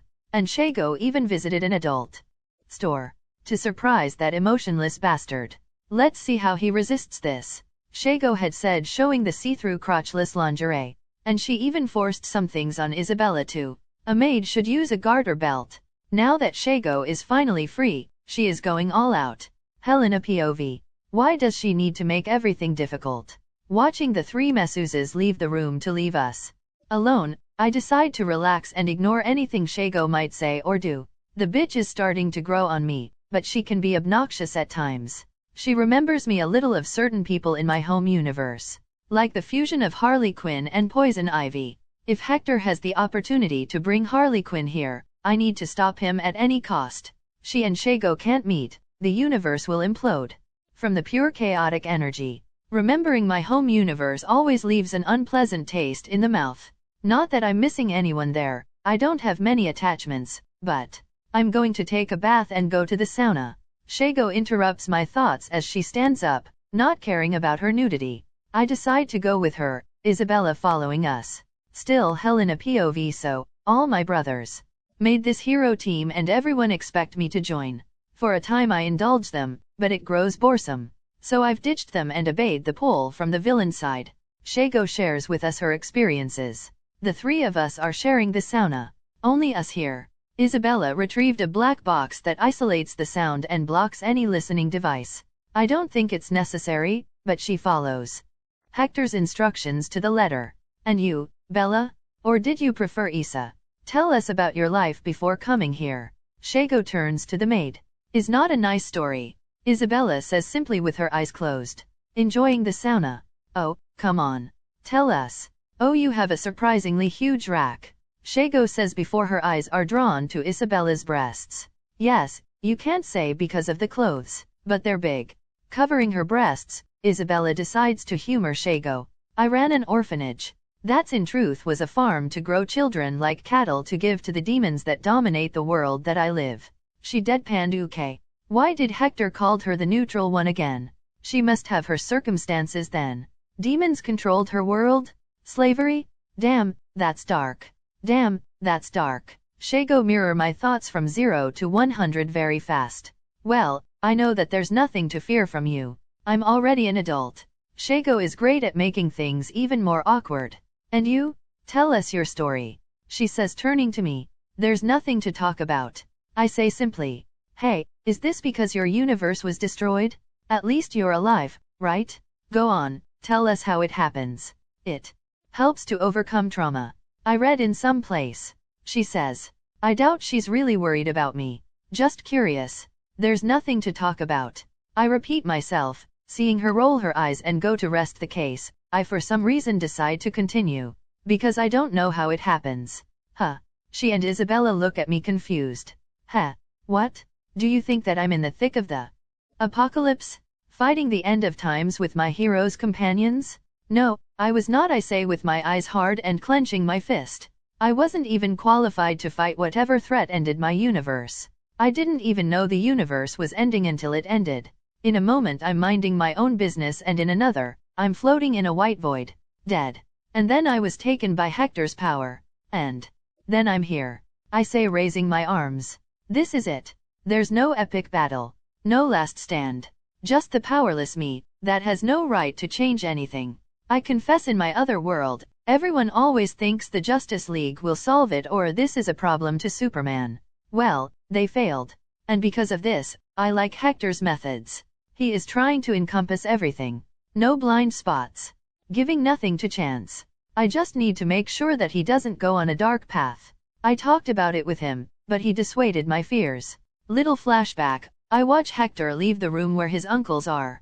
His face was stony. I don't know what he did inside, and I don't want to know. How are you? I ask. He looks at me, and his stoicism disappears. A knowing smile grows on his face. Worried about me? He asks smugly. And before I can answer he asks again. Or worried about what I can become? He says approaching. Getting very close, he laughs, and puts a strand of my hair behind my ear. If you're afraid that I will go into a spiral of bad decisions that will make me a monster, relax. I'm not that easily swayed. He says with a deep chuckle. This is what everyone says. They never think that something will happen with them, till it happens. I answer. You're absolutely right, he says simply to my surprise. But I can assume that you're saying that from experience. Superman and Batman don't do the things that I do. And they're the best of us all. The example to follow in this aspect. But you want to know why you can't lump me over with them? He asks looking into my eyes. It's always interesting that we can have this talk about my world universe. Stop acting mysterious and go to the point. All right. Let me tell you first about Batman. In truth, he is as crazy as the Joker, he says, making my eyes narrow. Let me elaborate. A billionaire decides to dress up as a bat to fight crime. Only for this is possible to know that he is a little strange. But the process to become the great Batman, Hector makes a hissing sound. He tortured himself. He thinks he deserves punishment. He feels responsible for the death of his parents. But that's not the point. The point is his code. Hector holds up 2 fingers: don't use guns and not kill anyone. The scorn for guns comes from the fact that is the weapon that killed his parents. And the no-killing rule. Hector doesn't finish, waiting me to give the right answer. Because his parents are murdered. I answer, thinking that is obvious. But it looks like a tricky question. Seeing Hector smile tells me that I'm wrong. Nope. It's because he doesn't trust himself to make this judgment. Hector says that man has lost any discernment of right or wrong and he is clinging to the simple, and even a little childish, rule of killing is wrong. Because of this he so strongly held to his code, because without it, he is lost. Hector ends up leaving me shocked. Superman has another type of problem. Hector still doesn't care if I'm hearing continues. He is simply too good, too pure. Hector turns around and makes an illusion. A huge bowl of crystalline water appears in front of me. He is like this pure water, clean of conscience and spirit. He says, Hector and his metaphors. He loves it. I resist the urge to roll my eyes. He is so pure, that even the slight drop of blood. Hector makes a drop of blood appear above the water and falls on it, mixing with the water, making it a little red. Contained him drastically. And it is very hard to clean yourself from blood. We both know that. He smiles at me. Me on the other hand. I'm not that pure. Hector now makes another huge bowl of water, but this time the water is turbid, dark gray. Another red drop of blood fall into the turbid water. But nothing changes. A little drop of blood can't influence the already dirty water. Did you understand? Hector asks. I do. I'm glad. And I'm glad, too, by your concern, Helena. He says, despite everything I'm not infallible. If you think I'm crossing the line, don't be shy and come talk with me. He says before turning to walk away. All of you guys are my anchor to reality. I listen to his voice as he walks away. End of flashback. This gives us a reality check.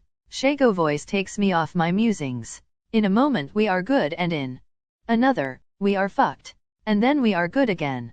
Well, you adapt fast. In a minute you are already flirting with our new employer. I tease. She rolls her eyes. I'm in a new world, with someone that practically owns me. I need to measure him. And men are stupidly loose-tongued when women flirting with them. Is that so? Isabella asks, raising an eyebrow. Well, it was like that in the beginning. But Hector turned out to be a lot more interesting than I expected. Let's all be honest here. We are lucky that he is him, instead of some evil bastard. She says. I can agree with that. I don't know about you guys, but when I was approached by Master Hector's powers, I didn't feel any malicious intent. Isabella shares her thoughts. True. I must be more on guard if something that I don't know what is, offers me a deal like a devil. But it was surprisingly a good sensation, being approached Bullet in his power. Shago says with a contemplative expression. I can relate. Yes. I felt like it would be okay to say no. So I don't think is trying to trick me.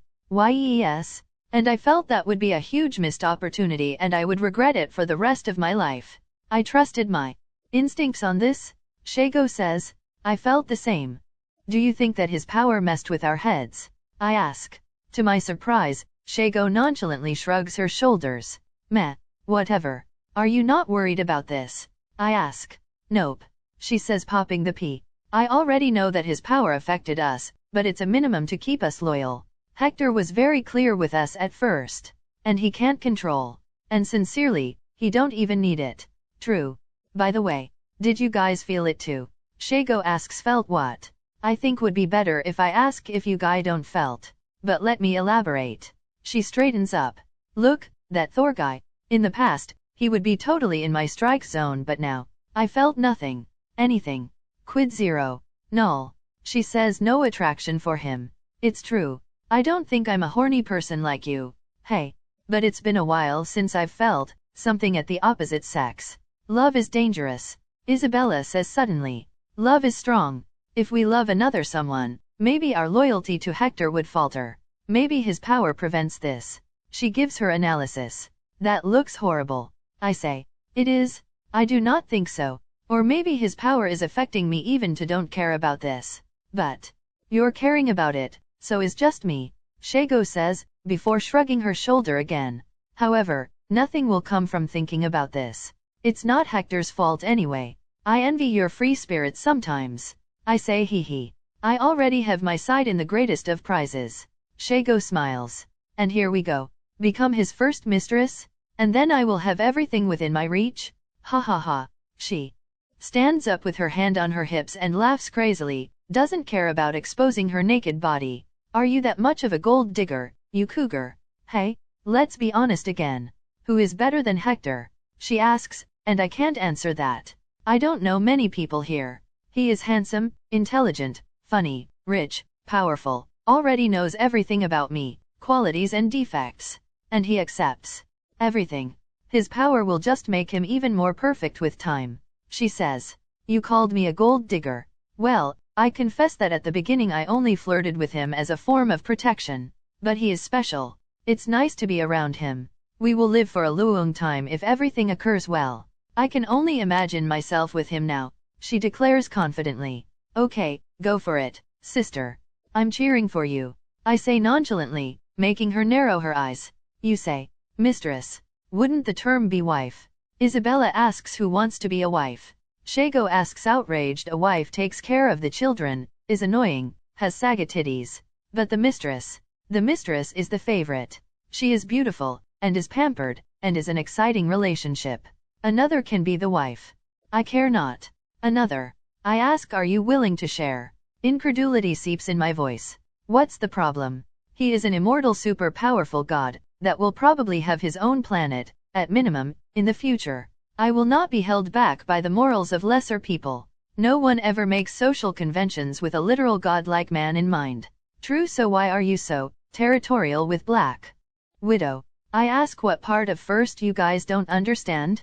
There's power and importance in being the first. I don't need a wife title, but this is non-negotiable. I'm the first, his favorite. That bitch will have to wait for her turn. Not that I think that she have a chance with my man. You are completely a madwoman. I shake my head. You can enter too. What's the term? We can be sister wives. Haha, she says, faking glee. Ugh. I pass. I ignore Shago's delusions, but her line of though has some truth to it.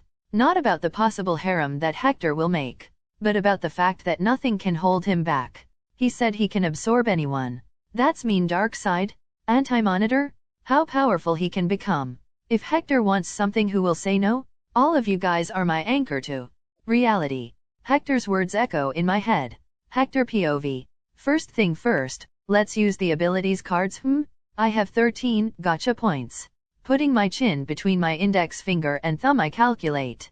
The essence of Gatcha is not a bottomless pit that drain my money. I gain 1 Gatcha point a day, and every month I can buy 100 Gatcha points, normally allowing me to have 130/131 GPS a month. I roll in a batch of 10 to receive the above my tier card, and then 10 GP is left, which in 3 months will be 30 extra and will allow me to roll another batch. But I didn't come into this world on January 1st. I remember that I just gained 20 cards in my first Gatcha because I tested the insetting Gatcha, Marvel, which like the specific Gatcha costs double. Saving this 10 GP is okay, but this extra 3 GP will need 27 months with 31 days to allow me another roll-on batch. I will just use it now. Probably will come something below my level, but it's okay. Let's roll. Stephen Armstrong, Metal Gear Rising, Revengeance. Wow. A surprisingly good roll. Should I roll again? No. This is a trap. Don't fall for this, Hector. In 2 months you will have 150 GP to gain 50 cards. And 5 of these will be good. Senator Armstrong. Not useful to assimilation, but a good subordinate, maybe. I can extract his nanomachines to study and replicate. I will not put on my body, even if it is a weeb dream. But I don't want to have this weakness to Magneto's use. Another question. If I use the background customization card, he will be a senator? Just like that? This thought intrigued me when I discovered the background card effects. I will test when I summon him. But this made me think. I had a certain thought when I was wishing for cards of characters from games and my excitement in gaining Jetstream Sam Gun Sword. A possible good PR move started to form in my mind. The sword is not that useful for me, it's cool a heck, but I can draw a sword super fast by myself. So my excitement comes from my inner fanboy and good feelings from my past life. Then maybe I should make a game with Eidolon as a playable character. Kratos, Master Chief, Ezio, Dante, Virgil, Commander Shepard, Cloud, Sephiroth, Doomslayer and many others. People love these characters. Playing with them and even against them connect us greatly. A game with Eidolon being a cool playable character like Virgil would be excellent for PR. The industry of games is starting now, and because of the existence of heroes in this universe, it is obvious that the market will focus on heroes. Is the hot topic. So it's safe to say that games from my past life may never be created because of the focus on me, the Avengers and others. It's a good business opportunity to gain reputation and money. Many good and easy moneymaker ideas like Facebook, Twitter and others have already been invented. I know for sure that investing in games is good. People are still looking down on these things right now. Unfortunately, my plan to create my company is still a little far, but maybe I can start making some games like Dota or a better WoW. There's already WoW here, or maybe some console. With my brain and tech, anything that I make will obliterate the competition. Creating a tech company will bring too much attention to. So the best option is starting to gain money by investing in something that won't attract the military. Then I expand. Well, I will plan better later. I also thought about giving an interview. I'm still surprised at how little people know about the mutants, now metas. Some people really think that we are demons and monsters, like we have our true form and can wear human skin to trick normal people. I will choose a good talk show. The world needs to hear about my ideas from myself. Will be a huge step. I don't want to compare myself with Gandhi, Martin Luther King or others. But all of them gave great speeches and talked a lot about their ideals. Now, let's continue with the assimilation. Deciding on changing places, I go to the training room of the station. I'm not sure about the original purpose of the station, but I vaguely remember that people like Captain Marvel lived here in some universe. So there are many training rooms and all of them are very resistant. I go to one that is bigger than a basketball stadium. One of the walls is made of super reinforced glass. That allows a nice view from space and from Earth. Sitting on the ground, I open my tabs from the Gatcha. 1/4 Gatcha points, 10, General Gatcha, Insetting Gatcha, Marvel, Manga/Anime/Novel, Japanese, Gatcha Mode, Specific Gatcha Mode New 2/4 Hector Bellucci de Carvalho Race, Metahuman Character Assimilation Fully Assimilated, Funny Valentine, Batman, Miles Morales, Yagami Light, Jace, Charlotte Katakuri, Starkiller, Loki in Progress, Empty Summoned Characters, Flurkin, Cathalhu, Isabella Grace Shago Ortega Helena Bertinelli Gigantomachia Powers, Source of all living matter, Power Manipulation * various other stolen/copied powers, One for All, Overhaul, Rewind, New Order, Decay, Perks, Custom Visual Powers, Imbue Card Mechanic, Alt Form Mechanic New Inventory, Chakra Books, EDI Biomech Suit V2.0, Starkiller Sith Armor, Lightsaber X04, Neutralizer Gun, 13mm Auto Anti-Freak Combat Pistol, Jackal, Helsing, Sword of Actuation, Berserk, Hextech Hammer. Others, 3/4 non-used cards, characters Tokaido Muchiro, Kimetsu no Yaiba Mayada Ichiro, Hajime no Ippo Nagachika Hideyoshi, Tokyo Ghoul, Busujima Psycho, High School of the Dead King Boss, Data Body, Usama Ranking New Coco Jumbo, Jojo, VA New Shao Tucker, Full Metal Alchemist New, Not in Possession. Can be called back anytime, Erwin Smith, Shinjiki no Kyojin New Package, Kojiki Odin, One Piece New Inuyashiki Chiro Inuyashiki New Package, Spirit Blossom Yon, League of Legends New Saul Goodman, James Morgan McGill, Breaking Bad New Rob Lucci, One Piece New Package, Helltaker New Yuan Liebert Monster New Dark Danny Phantom New Yuaki Rito, To Love Are You New Luther Strode, Image Comics New Uvijin Huntrix Hunter New Edna Mode, The Incredibles New Beast Boy, Teen Titans New Homelander, The Boys New Stephen Armstrong Metal Gear Rising, Revengeance New Items Kaneki Mask, Tokyo Ghoul Doris Kitchen Knife, Toriko Ika Series, Naruto Murasame, Akame Ga Kill, M41A Pulse Rifle, Alien vs Predator 100 Year, Bazooka Ammo, Katkyo Hitman Reborn New Skippy, Cyberpunk 2077 New HF Murasama, VT7 High Frequency Blade New Thanagarian Mace, Justice League Animated New Sky Poison Pearl Against the Gods New Powers and Abilities, Made in Heaven Stand, JJBA So Black Blood, Soul Eater New All-Seeing Eyes of God, Kekai Sensen New Consumables, Shonen Setting Travel Ticket. Mid-tier /1 month, Shonen Setting Travel Ticket, Mid-tier /6 months, new background customization card X06 new movie setting travel ticket, weakness removal card X0244 CO options, CO points, 250 simplified Marvel CO superpower store CYOA a huge amount of characters. I paid double and I think paid off. Now I can delegate some things. My next month will be me working on some projects and investigating the criminal world and places that do experiments in metas. Even though I've said that I don't want to depend on Gatcha, it can't be denied that Gatcha greatly influences the path that I will take. All my work was done with tools provided by the Gatcha. If I had received more magic-oriented characters, I would probably be in some high tower making alchemy now, but I'm a guy with a bunch of powers in a space station. The Gatcha from this month gave me tools to put forward my shady plans. Now is my time to act. If I had received a spaceship capable of intergalactic travel, maybe I would take a month off to go investigate the universe. A little scout to know what I might face. Learn about the economy and politics from the galaxy. And maybe go top places like Nohir, Xandar, or even Morag to see if the Power Stone is there. But it's useless to think about this now. Let's start. First, is the Sky Poison Pearl, the incomplete version. The one that Yunche, the MC of Against the Gods, has at the beginning of the novel. So no poison power to attack, but can purify it. Funny enough, I was already preparing a variety of poisons to use on myself to slowly build up resistance, like training to be an assassin. The first Wuxia/Xiangxia item set a good precedent for me. Chinese novels have MCS with all type of bullshit golden fingers. I can dream now about the Library of Heaven's Path, right? And Xiangxia/Wuxia universes have ridiculous power levels. The term grasping stars and crushing suns is not a metaphor when it describes what characters in these novels can do. Not to mention the ridiculous amount of possibilities to control time, space, souls, life, and death, and other concepts. Emperor's Domination has some bullshit items, for example. I will see now if I can use these items without problem, using the card I see the Sky Poison Pearl appear. Is just a green smooth pearl, no inscription, or anything like that, the size of a golf ball. Do you want to fuse the item Sky Poison Pearl with your soul? It can be separated anytime if the user wishes. Oh, okay. The pearl becomes a ray of green light and goes to my left palm. In the middle of my palm appear a mark, but I can make it disappear too.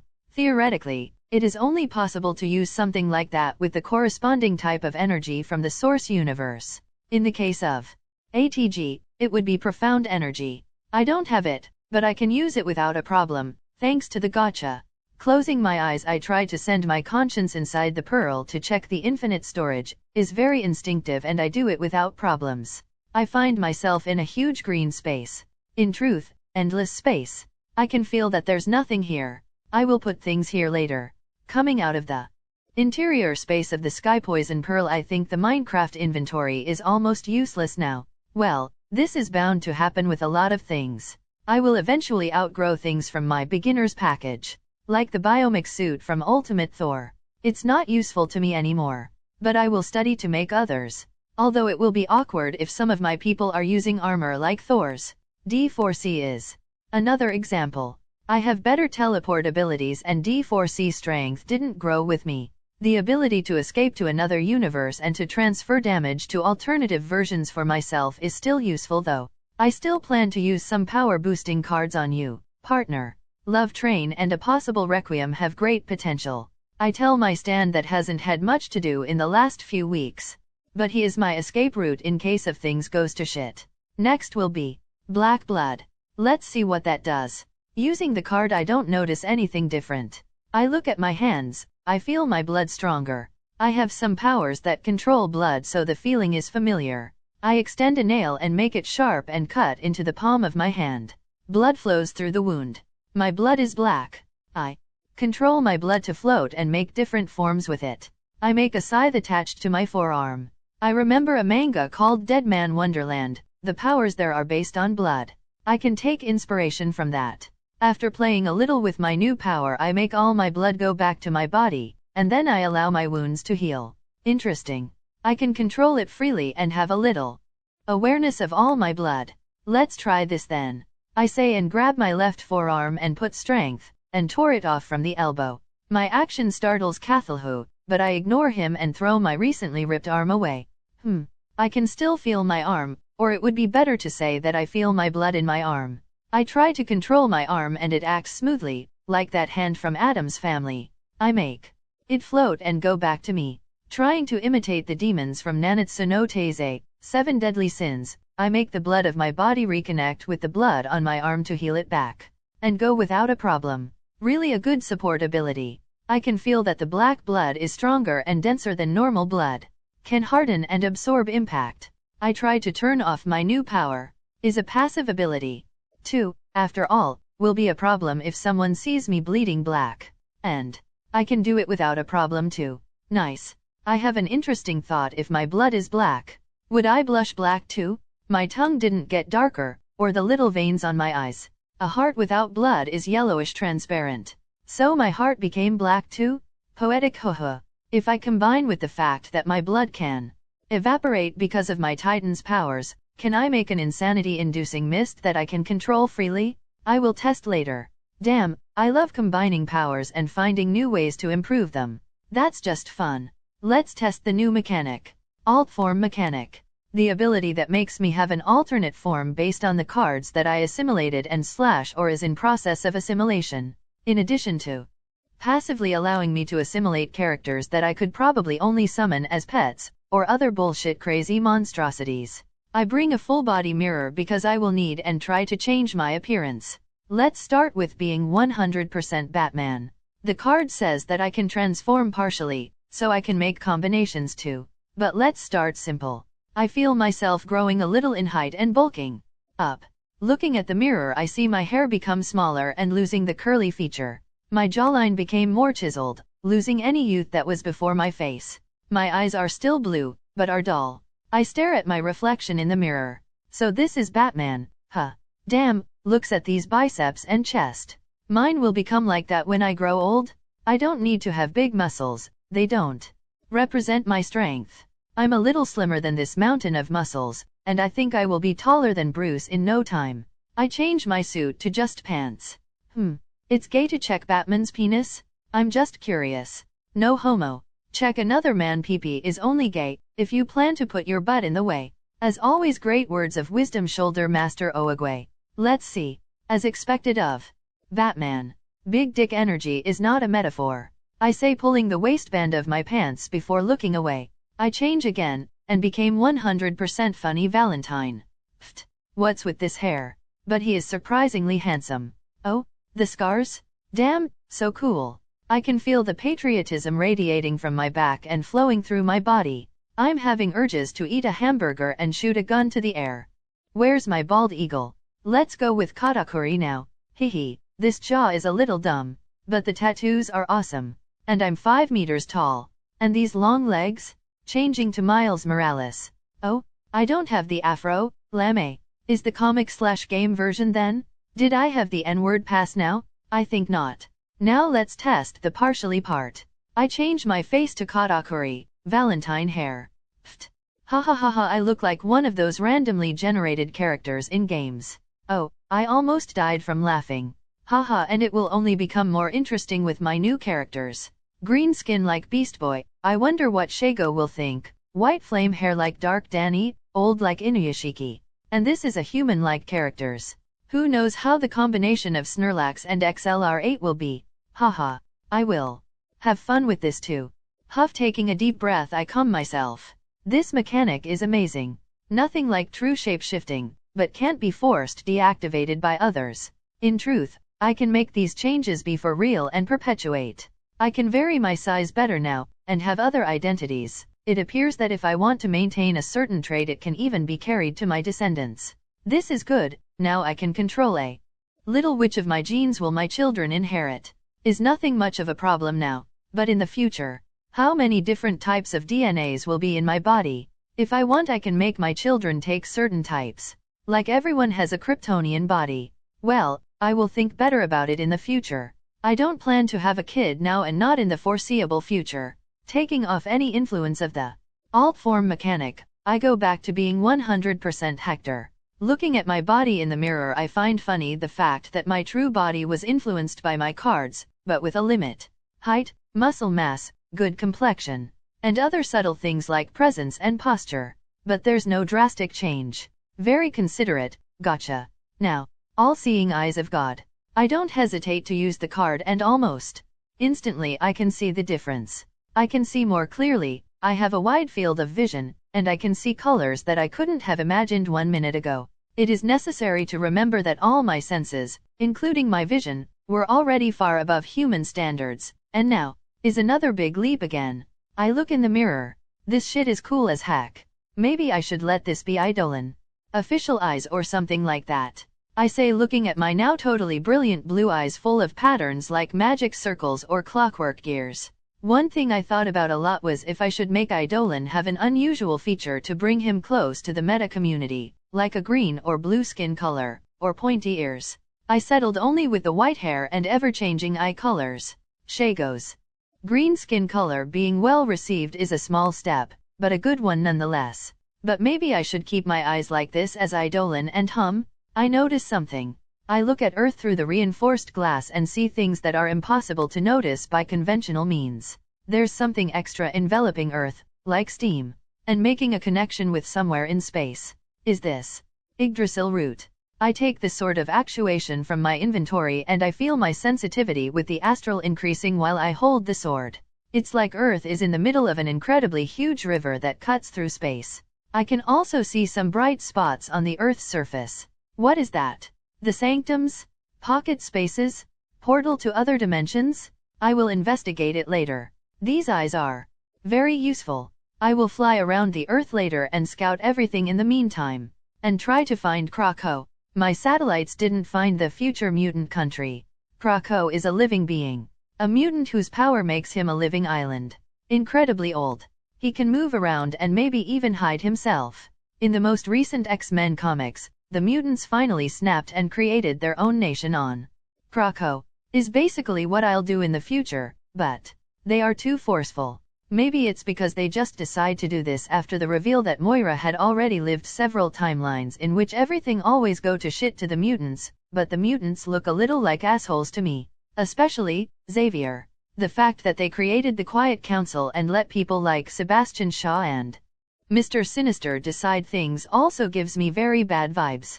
Very bad vibes. If I create a country, I will make a better council. Who I'm trying to fool? Will be a full dictatorship in their asses. There are too many bad examples of how councils grow corrupt with time. Like I will bring everyone to my round table to give them equal political power. I will obviously receive a council of other people and delegate functions. But these people will be trustworthy. And if I'm founding my country, I will have the last say. No discussion. Just be glad that I won't go full injustice Superman in the world. The truth is that there's no perfect political system. Democracy is already in its last legs, almost drowning in corruption. Monarchy is good, I mean, the problem is the unworthy descendants. Which founder of a grand empire or nation is mediocre? All of them are great people in their own right. The problem is the future generations. But if I'm immortal, look at Asgard. The king has millenniums to set their heirs straight. Asgard will not fall because of an incompetent ruler. And the greatest powers of the universe are generally empires that control an entire galaxy. Like the Shi'ar, Kree, and Skrull. Is one of our problems, by the way. Our galaxy, the Milky Way, has no ruler, and because of this the Kree, Skrull, Shi'ar, and others treat this place like their own backyard. Well, with limits, after all. Here lives the Eternals and a bunch of strong gods and the Nova Corps. Is the Nova Corps only from here? Now I'm not sure. Thanos is the most influential here, I think. But he never cared to found an empire. But anyways, that's too distant from me now. It's good to think about it and make plans, but let's focus on the present. Time to decide who I will assimilate first. But first, I take the 100-year bazooka ammo. I will put this thing in my inventory, for easy access. I remember this item from Katkyo Hitman Reborn, but in the anime/manga the bazooka ammo only allows someone to exchange himself with himself 10 years in the future for 5 minutes. The one that I gained by Gatcha will allow me to switch places with my 100 years in the future version for 30 minutes. A very op trump card, but there's a problem. How am I 100 years in the future? If I'm a bitter old villain that lost everything, that will take the opportunity to mess with the time stream. Well, the future me will probably help me defeat a big threat to my life. After all, if I die he won't exist. 100 years. I'm curious. But let's assimilate the characters now. I still only have 3 slots and 19 character cards. But Coco Jumbo is a pet card that now I can assimilate but is not worthy of. I can become a turtle with Beast Boy powers and Como Jumbo stand. Ability can be used by me anyway. I'm gonna ignore Shao Tucker. Seriously, I'm not against experiments in humans. In truth, experiments with humans greatly reduce the time and cost of scientific progress. Many months or even years are spent in the process of experimentation with lab rats, brain chemical components similar to humans, and other animals like chimps. I did with criminals that commit the worst of the felonies, like R*P, cold blood murder, and human traffic in BNHA world. In truth, the only reason that I made so much progress in a short time is because of my immoral acts. And I don't regret it one bit and I don't feel guilty. If you commit this kind of crime your free trial of being alive expires to me. My subjects should be happy that I dulled their pain receptors. They are barely aware of what is happening. But with an innocent child? With his own daughter? I want to summon him just to make him suffer. And maybe it's not a bad idea. Summon the bastard, extract all knowledge about alchemy from him and use him to do the experiments that he likes so much. Maybe make him a Nomu or a Chimera. But he is almost not worth the effort. From the rest of the character cards, the only that I have any intention to assimilate are King Boss, Odin, Inuyashiki, Yon, Dark Danny, Beast Boy, Luther Strode and Homelander. Yuaki Rito and Helltaker are more of a bonus. The rest will be probably summoned at some moment in the future. To start assimilating now, Inuyashiki is a must, and the other two. Maybe I should start with the weakest that will be assimilated faster, to empty the slot. Dark Danny and Homelander are great and all but they can be left to later. I have similar powers but from different natures. Luther Strode should be one of the first trio. It shouldn't take more than a week to assimilate it, right? In my experience, it took me 2 weeks to go from being a normal skinny nerd to becoming Batman. But at that time, assimilating Batman was my only focus. It took me almost 2 months to assimilate Katakuri and Starkiller, and this is training hard and fighting Thor. Jace and Light were fast because I had already assimilated similar characters. So I imagine that assimilating Dark Danny and Inuyashiki will take time because of its many new abilities, while King Boss and Odin must be surprisingly fast. Helltaker and Rito should take only 2 days. Maybe I should go with Inuyashiki, Helltaker, and Yuaki Rito first. I will probably finish the last 2 before the weekend is over. I don't think there will be some crisis that I will urgently need the powers of the other cards anyway. Wait, did I just jinx it? I hope not. Fuck it, let's assimilate. Character assimilation in progress, Inuyashiki 08%, Helltaker 68%, Yuaki Rito 87% as expected. Normal humans are normal humans after all. Helltaker is a little more complicated because of his bullshit resistance and Rito gives me only give metaphysics things like luck and a pure soul or whatever. By tomorrow I must reach 100% with them. Even if in my experience the 90% onwards are the hardest. And there's a huge difference between 99% and 100%. Like, when I achieve complete assimilation something just click and everything falls in place. After my fight with Thor, when I ended the assimilation process of Katakuri and Starkiller, I felt that if I fought Thor again, it would be easier. Now, to test Inuyashiki. Inuyashiki is a normal kind old man who was accidentally killed by aliens. To hide their mess, the aliens made a cyborg body to preserve his conscience and soul.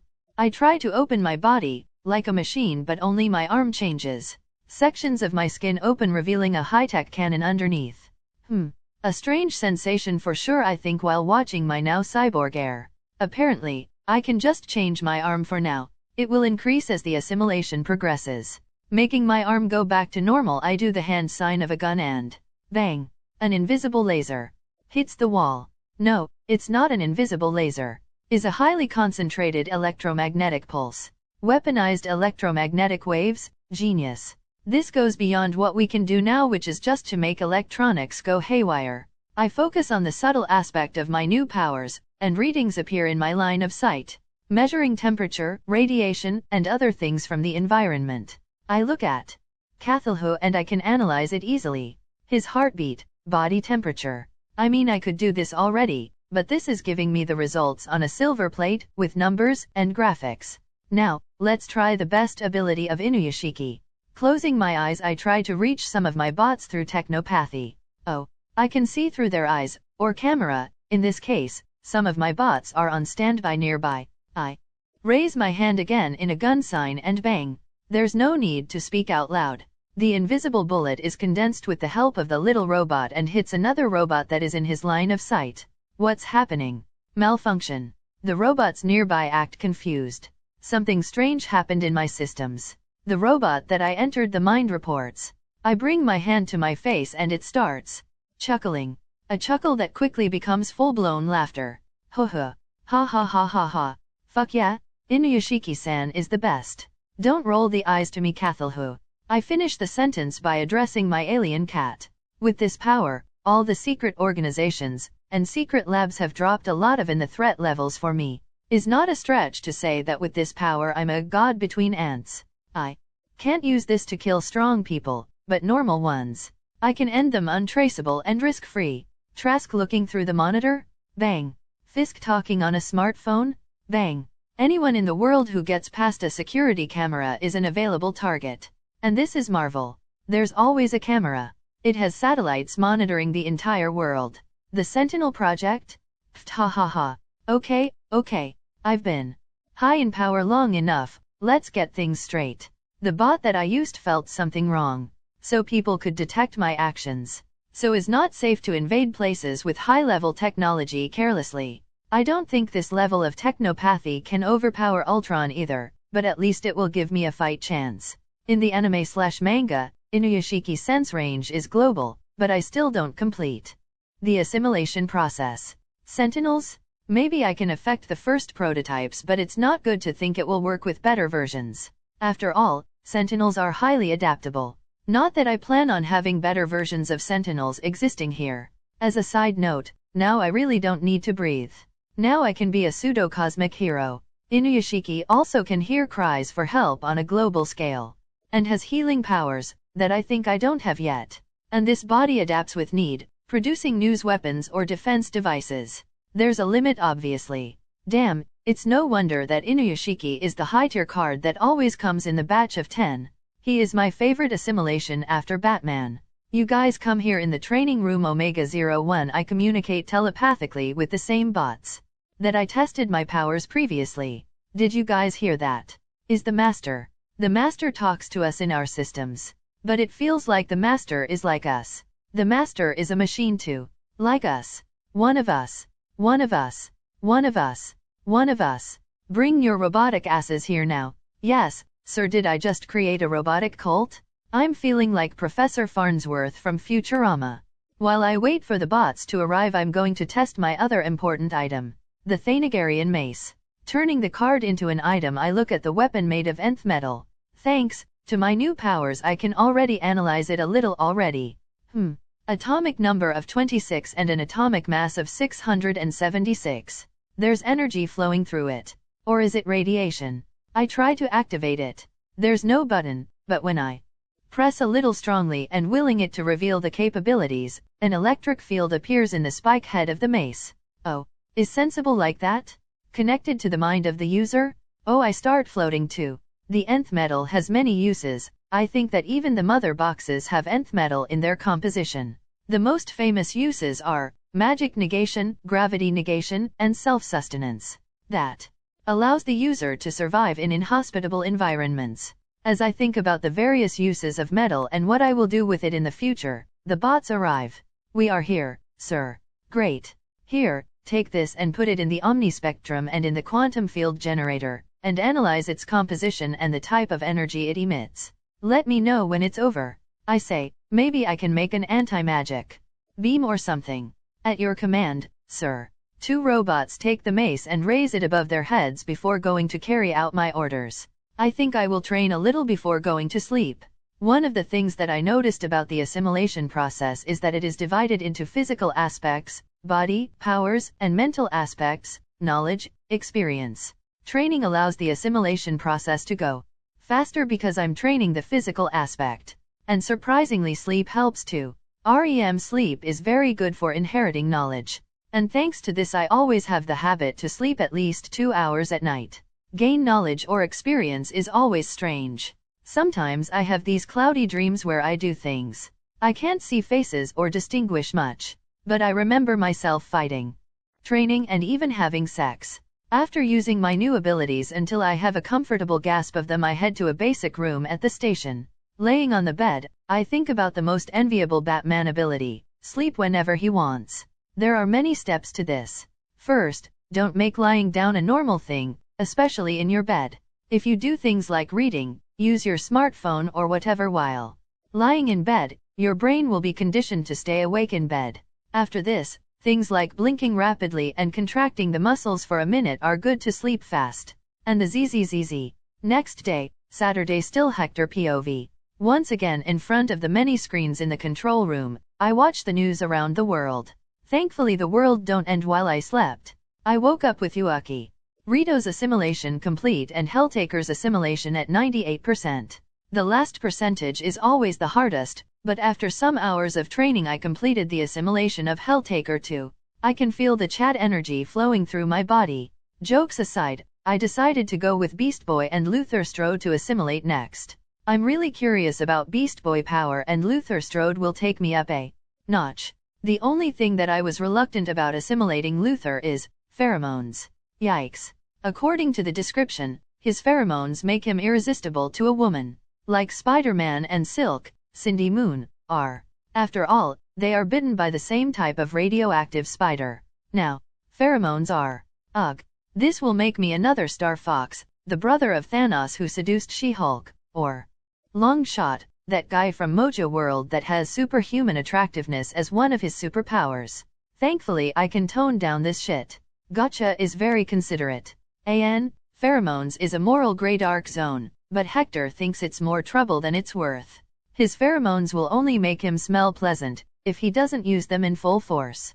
And I don't think pheromones will work too much beyond normal women, like goddesses, or other powerful women. I practiced with Beast Boy power. It has great potential. The description of his power on the card says, animal shapeshifting. Beast Boy can transform his body into any known animal on Earth, past and present. So I theorize that his power connects with Earth's animal kingdom. But I remember that he sometimes turned into certain alien animals. So I'm very willing to throw some power boosting cards on him to see what happens. When I have some, I try to use hybrid transformations, chimera-like transformations, and partial transformations. No success so far, but I think that's because the assimilation percentage is low. As a side note, Beast Boy power is surprisingly the hardest power to control I've ever acquired. It's like I have all species of animals in the back of my mind roaring and wanting to make themselves known. Instincts can be a little overwhelming. I can control it just fine. And I can simply deactivate the power, but I'm surprised with Beast Boy. He controls not only all these instincts but also the overwhelming senses that he receives with the transformations. Every time that I turn into an animal, my perception of the world changes too. I have many other powers and very good control of my own body to assist me in these moments. Must be hard for Garfield. Not to mention his shit backstory. You see this? This is peak male athletic form. I groan, seeing some people analyze my Cap and Thor's physique. Obviously, heroes are now the hot topic, but not everyone talks about serious things like politics and economic changes that our appearance has brought. Other people talk about our appearances, gossip, and try to guess which one of us is fucking each other. Looking back at the screen, I see a picture of me talking with Cap. I mean one of my clones. Damn, the UMF suit is great and all, but my butt and crotch are a little substantial. Maybe I should wear the utility belt that I made. The better version that I made, after all, with a huge belt on my waist, can distract from the volume in the front and back. Watching a rerun of myself and Thor trading blows, I think about my little shortcoming. The truth is, I'm not that strong per se. My natural strength is from Katakuri, Miles, and Batman, which made me peak whatever race I am. Then add Luke Cage power, one for all, Haki, and many other powers. And only then I'm on par with Thor. If I put it on game terms, Thor would have his strength stat at 100,000, while my status would be relatively 500 maybe. but I have buffs and multipliers. STR, 500, x 101 for all, plus 10,000 Luke Cage's power, plus 5,000 Haki, and other many powers, making me a PAR with him. But now, I have Homelander, Luther Strode, Odin, and King Boss. The guy who made uncut diamond squeezing wood. Whata fuck, squeezing fucking wood. How many megapascals of pressure are needed to make diamond from charcoal again? Not to mention the temperature. Well, maybe the world of Usama ranking has different laws of physics. Because if the guy has this much strength, every blow from him would destroy mountains. Anyway, after I assimilate everyone, I bet that I could defeat Thor using only hand-to-hand combat. And Thor is too oof. Damn, I thought it was just a comic book thing, the fact that the guys barely have broken bones in fights. I thought this world would be more realistic, like The Boys or Invincible. Is everyone here this tough? Rarely someone loses a member in the comics. Is it a plot armor thing? Ares is ripped in half by Sentry that one time, but this was more to the shock factor. I sigh. If comic book logic is a law of this universe, I'm in a little of trouble. First is the plot. Destiny and fate must be a real thing here, right? So, is Ultron's birth inevitable? If I stop Hank Pym, would Stark create Ultron? And if I stop the two, would it be Reed? Does it have some sort of corrective force in this universe? There's a way to test it. Killing an important and recurrent villain. I speak out loud and coldly. Villains always coming back, escaping prison, reborn in a plot convenience. I expect Thanos to be a problem because of his relationship with Lady Death, but it's not possible for other less cosmic guys to be espioning left and right, right? Who to choose? Who to choose? I'm going through my files. Of all the Marvel villains. I smile seeing the greasy face of Norman Osborn. Well, this guy is a problem for many reasons. Red Goblin, Thunderbolts, Dark Avengers. Kill him now before he gains even more political power is the ideal. And also to avoid that fucked up storyline of him and Gwen. Ugh. Taking a plastic bag, I puke on it, before using my telepathic powers to seal my memories of this storyline. What are the written are thinking? Shaking my head, I start to plan on how to effectively destroy the bastard. Hehe. In a secret base, a cat in my lap, and planning the end of my enemies. From an outside perspective, I look like a villain. I mutter. Meowth? And you aren't. Shut up. HNNNG. I stretch myself after some hours of work. Ugh, I'll have so much to do for the next month. Travel the world, scouting important locations. Search for important people and their powers. Starting a company. Administer hospitals. Study for the exam for college, not that I need, but I need to appear that I'm serious, so I need to visit the campus and other things. Kill the Kingpin. Kill Osborn. Investigate the disappearance of people. Heroing. Visit the X-Men. Prepare an interview. Scientific projects. Help the Morlocks.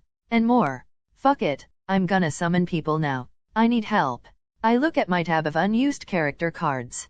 3/4 non-used cards. Characters: Tokaido Muchiro, Kimetsu no Yaiba Mayara Ichiro, Hajime no Ippo Nagachika Hideyoshi, Tokyo Ghoul Busujima Psycho, High School of the Dead King Boss, Data Body, Usama ranking Coco Jumbo, Jojo, VA.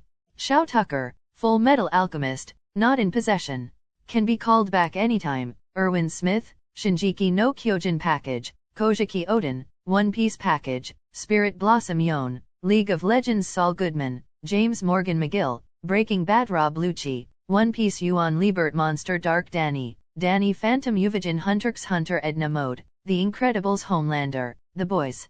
Stephen Armstrong Metal Gear Rising, Revengeance. The potential summons are Erwin, Saul, Rob Lucci, Uvijin, Senator Armstrong, Edna, but maybe later, and Yuan Liebert. This guy can be a problem. I review what Essence of Gatcha says about the summons. People summoned through the Gatcha are always loyal to you, no matter what their personality or alignment is, and can't negatively affect, hurt or kill you in any way. They can disobey orders that they don't like so long as these orders don't directly involve you in any way. You have a bound relationship with people you summon and can check the level of a relationship at any time. Bond relationships start at 0, you are a stranger to them, and end with 10, they're completely in love with you and will do anything for you. Anyone summoned through the Gatcha will have a relationship of 0. By spending time with them, you can quickly increase your relationship with them to a 10. My summons can't harm me, but they are their own person. According to my observations, the essence subtly influences the person to don't ever think about harming me. But a nihilist psychopath like Yuan has an unpredictable mind. Well, I can make my own preparation for him. I know his modus operandi and I'm infinitely stronger than him. And he is a good summon. After all, I will not have any remorse in abandoning him after him serving his purpose. Being my criminal proxy has the risk of being discarded at any time. Whatever. I shrug my shoulders. I don't need to treat these guys like I treat Shago and the others. Look at them. Only Edna is a good person. The less worse is Erwin and Saul, and they are not exactly good people either. But not that bad by my standards. Busujima Psycho, High School of the Dead. I had almost forgotten about her. I honestly don't see many advantages in summoning her. Let's weigh the things a little. Cons, she is a powerless high school girl. Not exactly normal, but not impressive either. Pros. Someone to put in a place of interest like Japan. She has dubious morals. Her being weak now will make her grateful for becoming strong. She has issues, and I can use this. She appears loyal to her friends. And she is hot, but this is my teenager weeb horny brain talking. Reclining and crossing my arms, I close my eyes to think. Japan, there are some important metas there. Adamantium. 2. Some labs. I don't need Psycho to be a spy or whatever, but just because she lives there she would help me. Now that I know that I'm not forcing anyone to come here, I can summon people without remorse. Human resources are precious after all. She is weak? Yes. But overall, my summons will be weak because I will always assimilate the strong ones. At least for now. Psycho, Erwin, Saul, Rob, Lucci, Yuvigin, Senator Armstrong, Edna, and Yuan Liebert. 8 people. And I only have 6 background customization cards. But not everyone needs a background. In truth, some of them will be more useful without any proof of their existence, like Yuvigin, Rob, Lucci, and Yuan. The others will need to integrate into society. Okay, no use thinking too much right now. New York is still in a state of disorder. The moment is just right to introduce some new people. Let's start. Going to a training room, I get ready to start with Psycho. Cathal, who follows close. I decide to take off my UMF suit and put on a pair of blue jeans and a long-sleeved shirt. To lessen the shock factor of summons. Summon. Yes, I will use the background card. Yes, I will use the money to give her a house. Her background will be of a transfer student, dead parents, heiress to a dojo, somewhat rich family. Customizing the house, I got little nuts. It looks like a Yakuza mansion. Hehe. Taking advantage of it, I even make her have another property in the countryside. A closed onsen, hot spring bath house. Yes, I'm going with all cliques. After finishing everything, I click on OK, and in the second confirmation, familiar motes of light start shaping a female figure. And then she appears, looking a little confused about her surroundings. Using her school uniform and with a Shina, bamboo training sword to kendo, in hand, a long green skirt that reaches her ankles. She is obviously beautiful with unusual features being her purple eyes and hair. I will need to give her something to disguise that, like Shago's ring. In the anime, it looks like her breasts aren't that big, but I think it's just comparing to the rest of the girls in her world. She is big, a Mary Jane. And she is taller than the average Japanese height with 174 centimeters 5 feet 8.5 inches. I wonder if this will cause any problems. Her long legs are her best features in the anime. She finally focuses on me, and as always I keep silent to gauge her actions. She surprises me by bowing deeply and saying, "Is to you that I owe my life now, right? Oh, did you die? How? If it's okay for you to say." She lifts her head with a serene expression and responds, "I've been overwhelmed by zombies.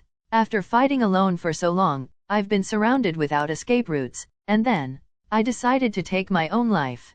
Alone? So this version of Psycho never meets the rest of the main cast? One change and everything goes to shit, huh? I see, my condolences. As you already should know, I have some overall idea of you and your circumstances, Busujima Psycho-san. Let's talk a little about me now," I say and signal for us to sit on the floor. There's no need for the Godfather play with her. Did you mind? She shakes her head and prepares to sit in Caesar, but something goes wrong. When she goes to sit, Apparently she steps into her skirt hem and trips. In me. Face first on my crotch. She grabs my waist, putting herself in a very suggestive position. Thankfully I held her by the shoulders, saving the moment from becoming completely embarrassing. Yuakirito. Is he that overpowered? And this is something that will become frequent? I'm starting to have regrets. A.N. No, it will not become frequent. This is just a joke to present the possibilities. Hehe. My take on Yuakirito luck is the lucky encounter with women of interest. You know when the MC goes round the town and stumbles with someone important? Yeah, normally this would be hard in real life. Now we have the reason. Little spoiler, his first meeting with a certain cat burglar will happen because of this luck. Fitting, right? Black cat. Luck. Sometimes my genius is almost frightening. Are you okay? I ask. My voice was neutral. Yes. Thank you. I think. Maybe my legs are still shaky. She says red-faced. She is cute. Don't worry about this. It's my fault anyway. I decide to sit and she follows me, and finally gets comfortable in her Caesar position. She fakes a cough to hide her embarrassment, but I ignore it and start talking about myself. The usual that I spoke with the others. But this time I decide to upload information in her brain from her directly to, about this world, fears, history etc. Ugh. This is too much to take in, she says while massaging her forehead. Sorry. I practice, but it sucks nonetheless for someone who isn't used to it. I say. I trained with Isabella, my telepathy. And it is necessary to this memories come in a documentary format titled Short Guide About Your New World and with a chibi version of you to explain things. She asks giving me an amused look. Absolutely. Fufu. Then. Master Desh, you can call me Hector, Busujima-san. Then you can call me Psycho, Hector-san. Alright. Continuing. What do you expect me to do? She asks. Oh, very direct from you, Psycho-san. But are you comfortable working for me? I ask. Yes, as I said, I want to repay you, she answers resolutely. I wonder if the essence search for convenient people to bring through the summon, to make my life easier. Okay, but don't worry. I know your limits and I will not ask you to do something against your conscience. I will ask you to live. I say smiling mysteriously. Live? She asks confused. Yes. Just live.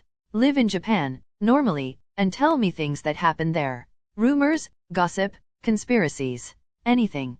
Later we'll maybe attack some crazy people's hideouts, but this is the gist of it. Just live. I see, she says. Disappointed. Not at all, just surprised. Maybe you want something more exciting. I say. Psycho has an interesting personality and certain hidden urges. Don't worry, Psycho-san. Your stay here will be nothing but boring. You like swordsmanship, right? I ask. She just nods. Well, here you will have the opportunity to hone your skill, truly use your techniques and go beyond your limits. I say smiling, seeing that this interests her. Will not be a stretch to say that we'll be cleaving mountains with a strike in no time. She chuckles, but notices that I'm serious. She already knows of the ridiculous power level of this world. So I will grow stronger too, she asks obviously. I answer how? Many ways. But let's test something now, right? I say before opening the tab of unused cards. Tokaido Muchiro, Kimetsu no Yaiba. It's time to test the imbue card mechanic. Tokaido Muchiro is not important enough to make me want to assimilate him. If his Yoriichi, Tanjiro or Muzan would be a different story. And I can learn his techniques from Psycho, maybe. I don't want to brag, but, apparently, I'm a genius. Thanks to the Gatcha. The same reason why Rob Lucci will be summoned too. I can increase your strength in many ways in this world, is a world full of opportunities after all. But there's a way unique to me. I say, drawing Psycho's attention to me. You know how I can reach at people by omniverse. I can choose to gain their abilities or summon them, like you. But there's a third option. Using someone template in someone I brought here. I say. So you will do this to me now. Why not use in yourself? She asks. Not compatible. I think this will suit you just fine. And I can learn from you later anyway. One of the lessons from All for One is not to be too greedy while hoarding powers. It's okay to give powers to people that will use them better. Well, All for One don't know about my limits, but the lessons are valuable anyway. I already have Odin and Yon, which I don't plan to give to Psycho. By the way, What do you think about Nitoryu? I ask. I prefer it you. Trained all my life like this. She says. I see. Well, as a woman, using one sword style is better, because of her low strength. But these limits will be broken in the future. If I gain Atomic Samurai or another Itoryu user when I am already strong enough, I may give it to her. I will do it now. Relax. I say, and she closes her eyes. Busujima Psycho Bond Relationship, 2/10, Assimilation Slot, empty 2 already? Is the little talk? Or maybe my handsomeness, hee hee. Jokes aside, let's see. Will be the first time using this mechanic. Busujima Psycho Bond Relationship, 2/10, Assimilation Slot, Tokaido Muchiro, 35%, Wadahak, 35% already? Is it because her body is made by the Gatcha? Maybe her body already easily accepts these things. Or is it because she is some sort of genius? That makes sense. In the anime, Psycho is effortlessly fighting zombies with a bamboo sword, breaking skull and bones contemptuously. Maybe she is one of these people that are limited by their world. People that are so up in their verse, that looks surreal. Like Mikasa and Levi or the Hanma family. Their upness is close to bullshit or anime logic. I try to imagine how far Yujiro Hanma would grow stronger in the Dragon Ball universe, being able to learn ki and other things. People limited by their verse. This brings an interesting prospect. Maybe it's more worth taking weak people with great potential and grooming them myself. Much better than summoning already strong people. They may be arrogant and will not be as grateful as the weak to strong people. How do you feel? I ask her, making her open her eyes. Different, she says, checking her hand. But I can't put my finger on it. She doesn't notice, but she is breathing differently now. Tokaido is a genius too. I'm a little excited now to see how far she can reach. Then let's spar, I say. Making a Shina with creation and without hesitation, I attack her shoulder. Very weak and easily defensible. And I only hit missed. Oh, Psycho gives a backflip and tries to slash me. I evade like her, leaving one after image. It's unbecoming to attack out of nowhere, she says, putting a stance. And even so, you're smiling?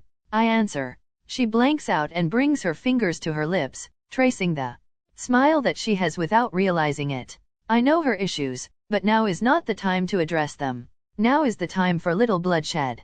Let's dance. I try to release my inner Brazilian samurai. Hell ho there. Welcome to the author notes. Let's talk a little about Yuan. Many people, with reason, pointed out that he is dangerous, even to THRMC understandable, but in truth no. Hector will never trust Yuan, and will have no qualms about using of amoral means to keep Yuan in check. He has power, Yuan not. Know everything about Yuan. Hector will have a very tight leash on the bastard. Trust me, someone pointed out that Yuan will become the demiurge to Hector. Congratulations, you're right. He endgame with 10 on bond relationship. Only caring about Hector, and nothing more. The rest of the world can burn for all his care. Is Yuan dangerous? Absolutely. But Hector is dangerous and manipulative too. Can Yuan break Hector? If he is not bonded by the Gatcha. Maybe. But is not a stretch to say that Hector is the mortal with the greatest amount of willpower in the universe. He would bounce back eventually. And Yuan, in the end, is human. And like Dr. Manhattan said,